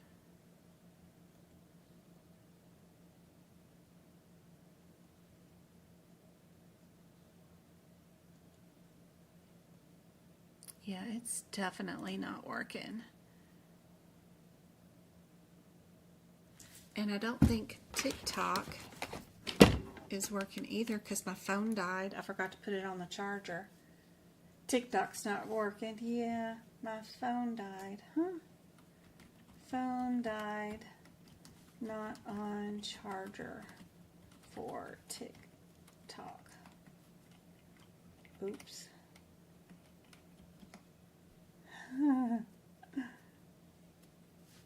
Unplugged it back up. Okay. Alright, and then I need, OBS is currently active. Okay, guys. OBS had just frozen on my end, so I'm trying to get it back on my end right for you guys. And then I did not have my cell phone hooked up to a charger for some reason. I'm just totally out of it. So I want to make sure you guys saw the answer to this one because my OBS had frozen. Anyway, yeah, my cell phone died. I did not have it up on a charger and let it completely die. 2 hours on the internet streaming and not have it plugged into a charger was dumb. Just got too much stuff on my brain. I'm all worried and nervous about tomorrow. I want to make sure I do something good for you guys. And my back was hurting, was on all kinds of meds, and I'm on steroids, which is making me so hungry all the time for my back. And then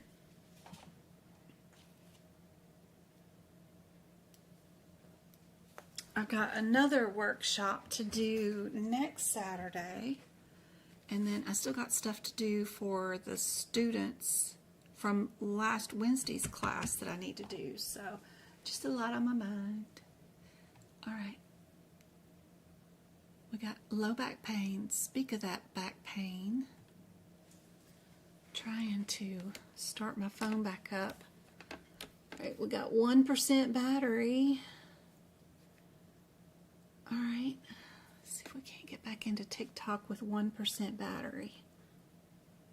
We'll see if it's still got the stream going or not. Live, will it let me resume my old live? Yes. hot dog. Sorry guys, my cell phone died because I didn't have it plugged up to a charger, so I had to get it plugged up. Now I got 1% battery. Our answer to this question for the brackets was just answer D. Of course, the most extensive answer there. Rosemary Salgado has become a member. Yay, Rosemary. Thank you so much for joining the YouTube membership. I hope that helps you out a whole bunch. All those bonus videos.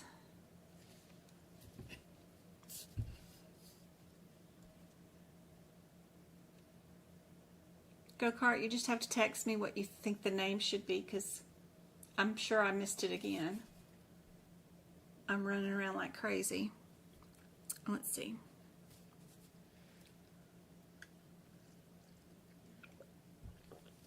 Still got 25 people on YouTube and 13 on TikTok. I got 8 new members to the YouTube membership. Thank you so much, guys. Low back pain, of course, is B. We did get 2 heart me's today during our TikTok live. That will make TikTok happy. Classical migraines. Migraines are the worst. To try to find headaches and all that stuff, you got to know if they have auras or not, visual disturbances and that kind of stuff. I hate headache or migraine coding. It's incredibly confusing. I need to find some better teacher aids for that particular subject or something, or take a course on it. I don't know. It's just a lot. Headaches and migraines are awful. In real life, you get to just basically Google your answer inside your EHR system. It'll bring it up for you.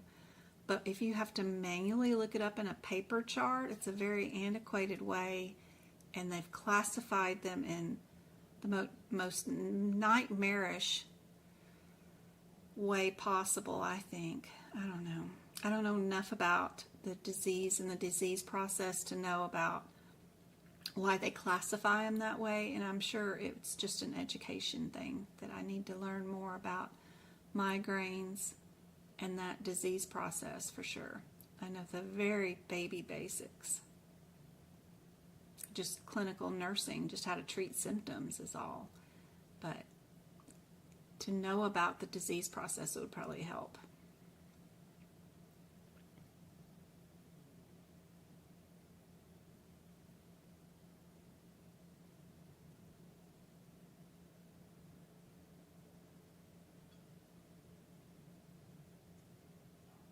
Oh, Modi for modifier. Modi for modifier. Okay, that's cute.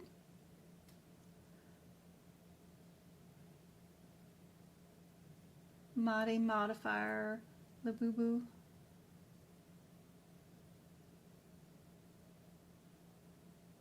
Samantha's taking it tomorrow. Oh, bless your heart.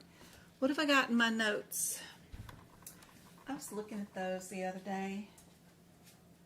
I have a few things. I don't know if they're still pertinent. If Seaside is still around, do they still have a swallow test with video recording on the exam? The Warthan's tumor, the oral tumor, knowing the difference between the myring and the tympan is helpful. A simple closure repair. If they do any repairs that are simple, but they do any debridement, get rocks or stuff out of the area before they simply close it, it's going to be coded as integumentary. JVD, do you know what that means? CRNA and MAC modifiers in anesthesia.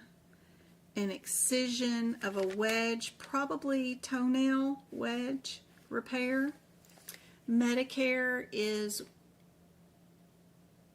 what is true about this Medicare part, like what is true about Medicare Part D, or what is true about Medicare Part C, and they'll have some list of stuff. You got to find the one that's right. What is PHI? Toxicity and dependency on a patient. CKD, how do you code it? Do you have two codes? Do you have one code? Especially about end-stage renal disease, ESRD. Do you know what the acronym means? And do you know how to code it diagnosis code-wise, like N18.6, and that you automatically have to have a second code for your Z99 for your status for being on your renal stuff. No tumors in my exam, but repairs. There was 2 surgeons modifiers. That's good. 62 modifier. 62 modifier. Mod. No tumors. Yes, with the Medicare patients that need HIPICS codes. Skene's gland, Warthons, cervix being OS, phalanges, what connects bone to bone, parts of the shoulder, parts of the knee, moderate conscious sedation. What is there also?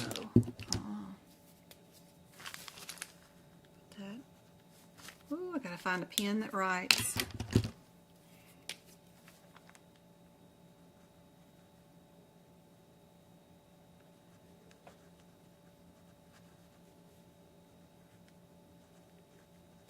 Moderate conscious sedation is in the medicine section in the back of your book, and you need to know whether it was monitored by the physician also doing the procedure, or if the patient was monitored by a nurse that was standing by. That will affect your code selection, but that is in the medicine section. Those anesthesia codes are not in the front of your book where anesthesia is located. Penile prosthetic, trick means hair, adverse reactions, use and abuse, tissue transfer with a punch biopsy, an electrode, cardio pacemaker, short and long arm fiberglass case,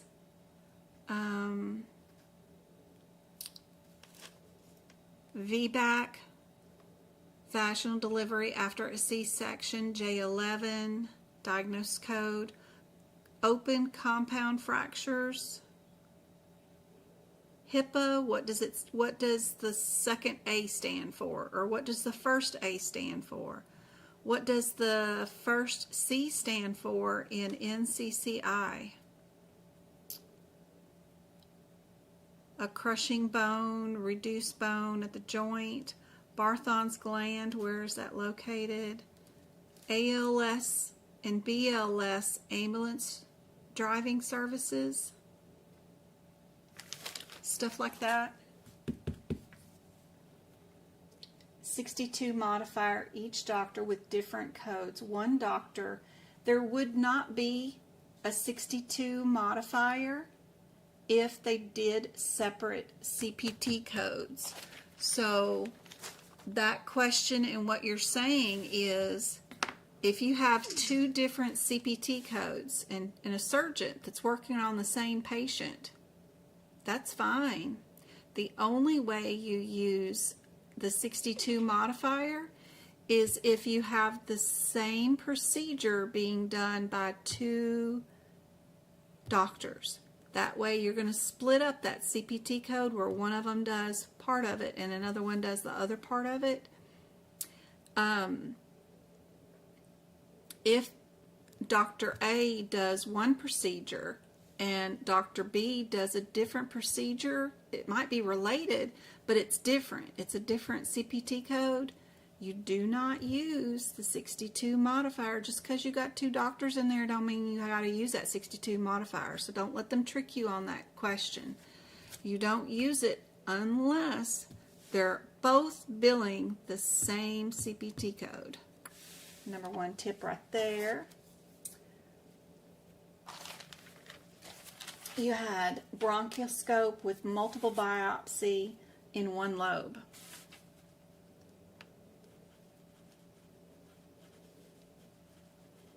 That's easy to find out, right? If your CPT code descriptor in respiratory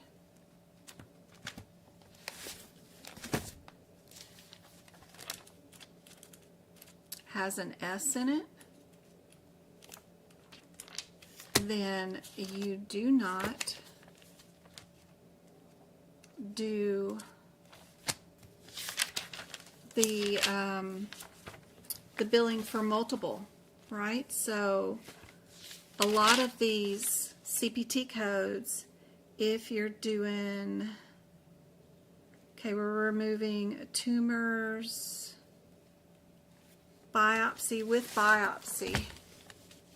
If it is singular in the CPT code description, where it just says biopsy, or if it says it's got with the quote and the S, that's why I say go through these codes and you'll highlight the ones.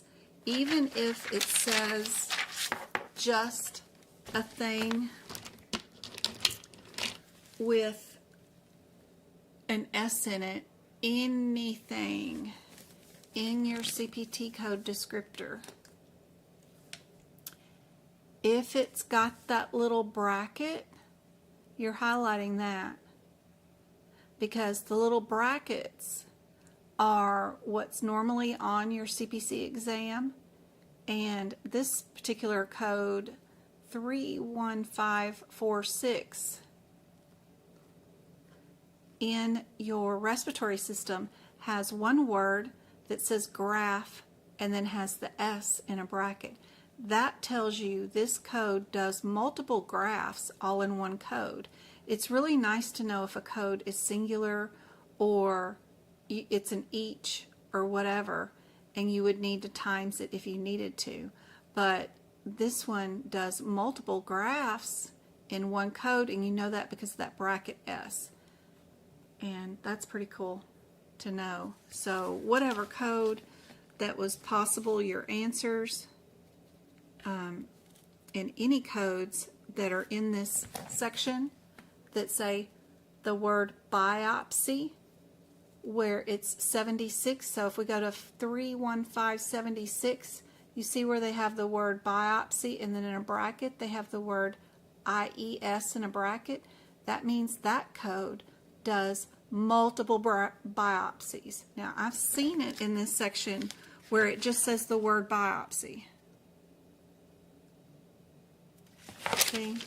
And like on the other page, the other code for biopsy over here just says the word biopsy, singular. It does not say, in quotes beside it, IES. So knowing that difference, and that all comes from, that I cannot stress enough, that if you guys have not stopped off and read the instructions for how to use this book and why it's set up the way it is, be sure to do that. They tell you in the front of your book right here, the instructions for how to use this book, all those tiny little differences. Every time they have anything, why is this red? Why is this code next to this number, but then we've got some codes that are indented? Why do we have brackets? Every little thing, and the way they set up that book is in those 5 pages in the front of your book. They tell you how to handle code time, and I'm not talking E and M time. They have in this instructions on how to use the book a particular guideline for time that's way up here in the front, that if you haven't read, then you won't know how to do time on any other sections, like your infusion times. You won't know how to do your cardiac procedure times. Anything else in the book, you won't know how to do time if you didn't read the book, the guideline up here in the front. There's guidelines for all the symbols, what they mean. There's guidelines right here for guidelines. They tell you what add-on codes are, what modifiers are. They give you examples that you could go into the book and go find those examples and look and see what the heck they're talking about. Very helpful to go do that. And they do explain about the singular or a plural code, what it means, how they set it up in your book. Can't recommend that enough, is to go by, and that's what they're testing you on, is to see if you understand how to use the book. Medicare patient that needs HIPAA code, dialysis code. That's what I was looking for. June was the word dialysis. Yep, you got to have that Z99 dialysis, the modern conscious sedation, bronchial scope with multiple biopsies in one lobe. How would you do that? Yep.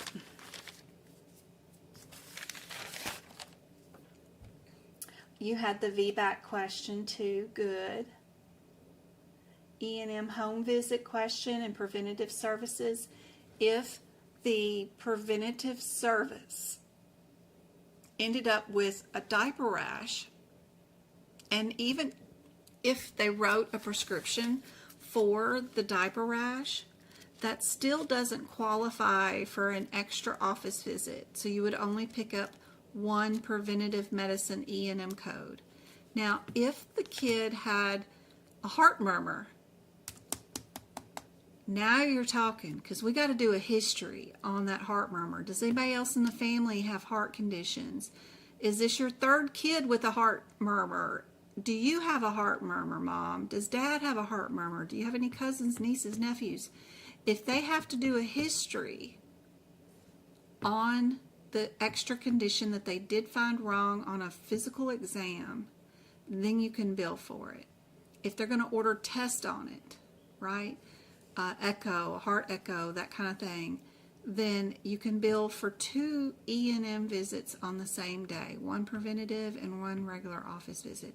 But a diaper rash, we're not going to be, I mean, even if you cultured it, I don't know, but and wrote a prescription, we're not having to do a history. And if they don't have to do a history and order above and beyond testing for this condition that could end up being life-threatening and will need to be followed up on, you have to bring them back and follow up on that heart murmur, send them to cardiologists, get an opinion, all this stuff, then you can't bill for 2 office visits in one day on the patient. So that is helpful to know. Now you're shaking in your boots. Girl, don't be shaking. You're doing all right. I told you some valuable information tonight, and you can replay it all you want. It'll be here on YouTube for you. I know, have been in my live lessons for a year or more. Girl, it's been a long time. Just get you some good sleep tonight. Don't make any decisions tomorrow. Go on and lay out your clothes. If you're going to a testing center, go put your books in the car. Don't forget your AAPC ID. Don't forget your driver's license. Put your books in the car. Make sure your car's got plenty of gas tonight. And already plan out your breakfast. Don't make any decisions tomorrow. None. Save your brain power for that certification exam. If you're taking it remote from home, make sure your room is set up and ready to go, and you've already got your clothes and your layout, your desk is all clean. Don't save anything to be done tomorrow. Just get a good night's sleep tonight. If your happy spot is 6 to 8 hours, then be sure to go to bed on time. Don't stay up all night studying. Just get your good night of sleep in, and just remember all that I've said. You're going to start off your exam with 2 questions in anatomy, and you won't know where the answers are. Don't worry about it. Don't worry about it. They're going to shock and awe you with your first 2 questions just to scare you, get your adrenaline up, get you frantic. Don't worry about it. Flag them and go back to them later. All your anatomy answers are going to be in your ICD-10 book. Right in the anatomy section, right before you diagnose those. They're always going to ask about a male sexual organ or a female sexual organ, reproduction organs, whatever you want to call those. They love to ask about those questions, so let them ask. You're going to do good. You're going to do it from home. You've done everything over and over again to make sure everything was perfect. I've had them ask me to change light bulbs. You would not believe the attempts. Sometimes I get somebody that's super easy, and sometimes I get them super hard. I love how they're testing now, where there's no conversation orally for us. It's all text-based. And the computer system actually tells you, okay, take a picture of your room. Okay, take pictures under your desk. Take 4 pictures and do a 360 around your room. And then you just insert the pictures as you're taking them. And then the computer just tells you what to do. And then take a picture of the front of your driver's license. Take the picture of the back of your driver's license. And all of it is text-based. There's no actual having to understand what somebody is saying or anything. It's all text-based. And then your exam will start. It's fine. It'll be just fine.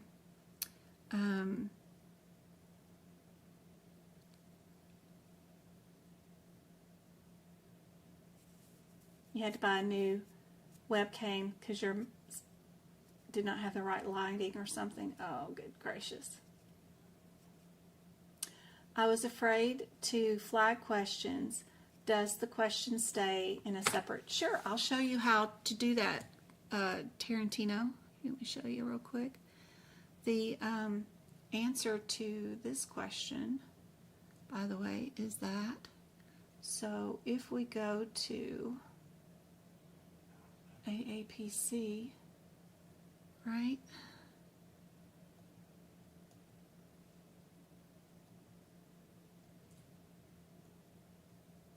Whoops. Here, and I go here, and I go to AAPC. We're still logged on. Back this out. TikTok. You guys are like way too close. What's going on there? If we go start an exam, and the cool thing is if you have any practice questions with AAPC, your testing environment will be the exact same thing. So I, of course, got tons of practice questions. Let's go into this family practice exam that will be much like what you take tomorrow, and we'll launch it. And this will be very much like what you'll see tomorrow. Let me get this like this. And then, hold on. Let me get this set up on something that'll look a little better. Hold on.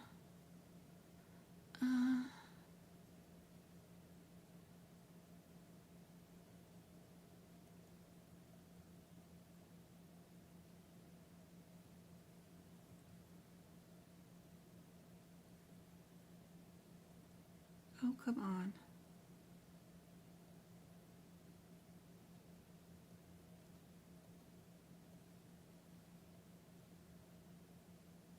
Okay, that one doesn't work. Let's see if this one will.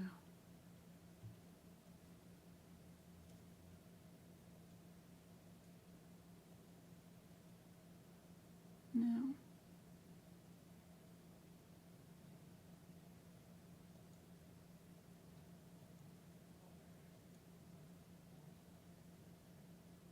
No. Okay. We will add a new window capture. Yes, and we'll pick AAPC. There we go. So this is what your exam will look like tomorrow when it starts out. And if you want to flag this question, you just flag it up here, right? And then if you want to find your flagged questions later, you're going to click one of these little over arrow buttons, right? They're going to have a list of all your questions listed, I believe, in some spot. Maybe I need to answer some of them.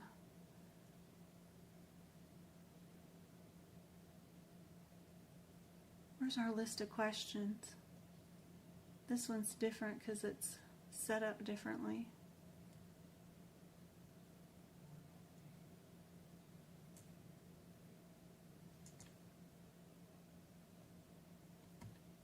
Three little dots. Yeah, it's the three little dots over there in the corner. So when you do your CPC exam, over here in the top, what corner is that for you guys? So for you guys, way over there in your AAPC exam, if you're doing the exam, there's three little lines way over there. And see if I can't get that to be bigger. There we go.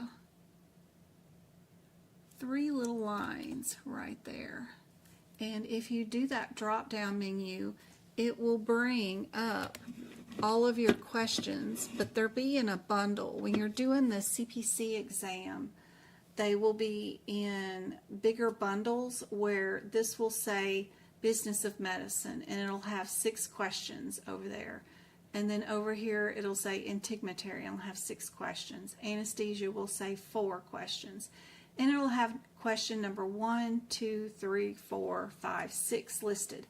And then the one that you flagged will be, it'll exchange it for the number of the question for the flag. So then you could go back to that question anytime you wanted.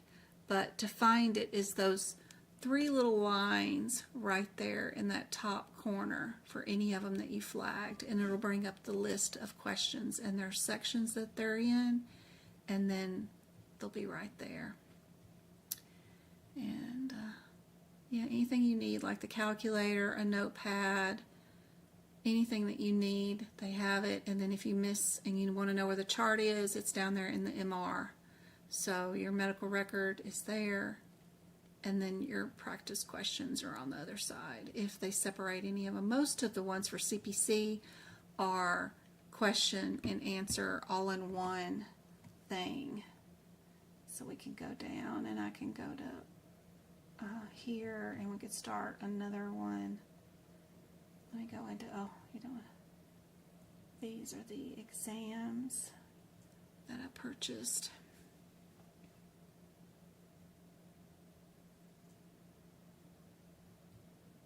So, I don't think I have much of anything that's cool. I don't even have exams A, B, C, or D. This is cool because it'll have separate questions. So immediately, as soon as you start an exam, hit those 3 little lines, and it will take you to any of your exam questions that are over there. And then you can pick out which bundle you want to do. This is still not very helpful because it's not really in the CPC exam pattern, but anytime you flag them, to find your flags is those 3 little lines right there. It'd be better if I had exams A, B, C, or D, or F right now, but I don't. Anyway, this is a totally different certification, and then to find the chart, it's right down there. But playing around with these systems and knowing how to navigate it, because it's the same system that they will be testing you on tomorrow, is super helpful. Everything is on Scorpion right there. Just remember, you can't mutter to yourself, you can't talk to yourself during this exam. which is unfortunate. Even if you're home alone and they know you're in the house alone, which is silly, you can't mutter to yourself, and it may stop the exam if it picks up any audio noises. I was freezing to death and wanted to turn on my space heater underneath my desk, but I was too scared to because I figured it'd stop the exam. So be sure and get all that set up ahead of time. But anyway, hopefully this is helpful. I have been on for 3 hours.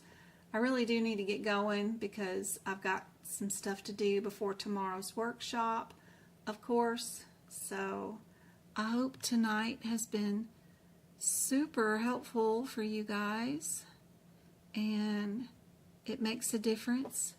Best of luck tomorrow, Samantha. Be sure and email me. Let me know how you do, because I'll be sitting on pins and needles all day waiting on it. See how you're doing. I'll be thinking about you during our workshop for sure.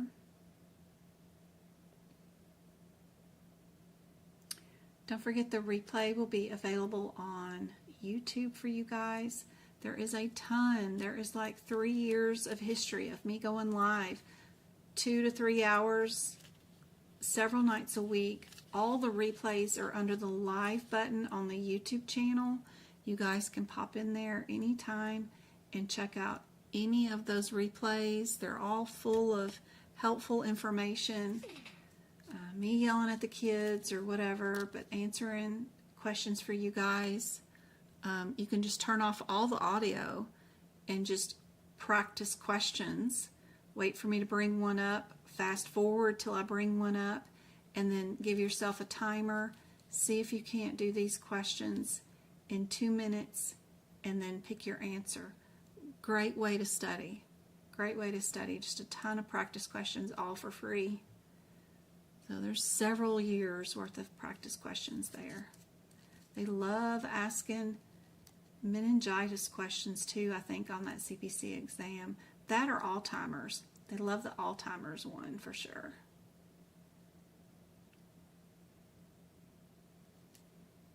All right, guys, I'm going to get off of here. I think everything's frozen anyway, so I love you guys. I will see you guys on Friday for more, Monday for more free live lessons on TikTok and YouTube. And I hope to see you guys tomorrow for our in-depth E&M workshop, where we are going to tackle, so much. We're gonna tackle our E&M PowerPoint. Oh yeah, we're gonna tackle this bad boy, which is, inside your book, and we're gonna learn how to handle picking out the differences between your MDMs when you don't have MD time, and you have to pick out your differences in your diagnosis codes. Do you even know what a problem is versus an illness versus an injury or an undiagnosed patient? How does that fit in this table? And how does that mean that you're straightforward, low, moderate, or even high? And then the fact that some codes don't even need 3 levels, that some codes only have 2 levels, or, geez Pete, they only have 1 level, but then you just need to know whether you times it by time. So this one, like our hospitals, inpatients only need 3 levels, right? But they have 2 categories, initial and subsequent, where our office visits need 4 levels, but they have 2 categories of new or established, where hospitals don't have a new or established. It's all included. So there's a lot to go over for sure in E&M tomorrow, and I hope to see you guys there. Good night, guys. Love you guys. I'll see you tomorrow. Thanks for all the help in chat, Twinkle. Getting all the answers that I did not get to. I couldn't get to everybody. Thank you, guys. Thank you for the subscribers. All right, let's see if we can end this.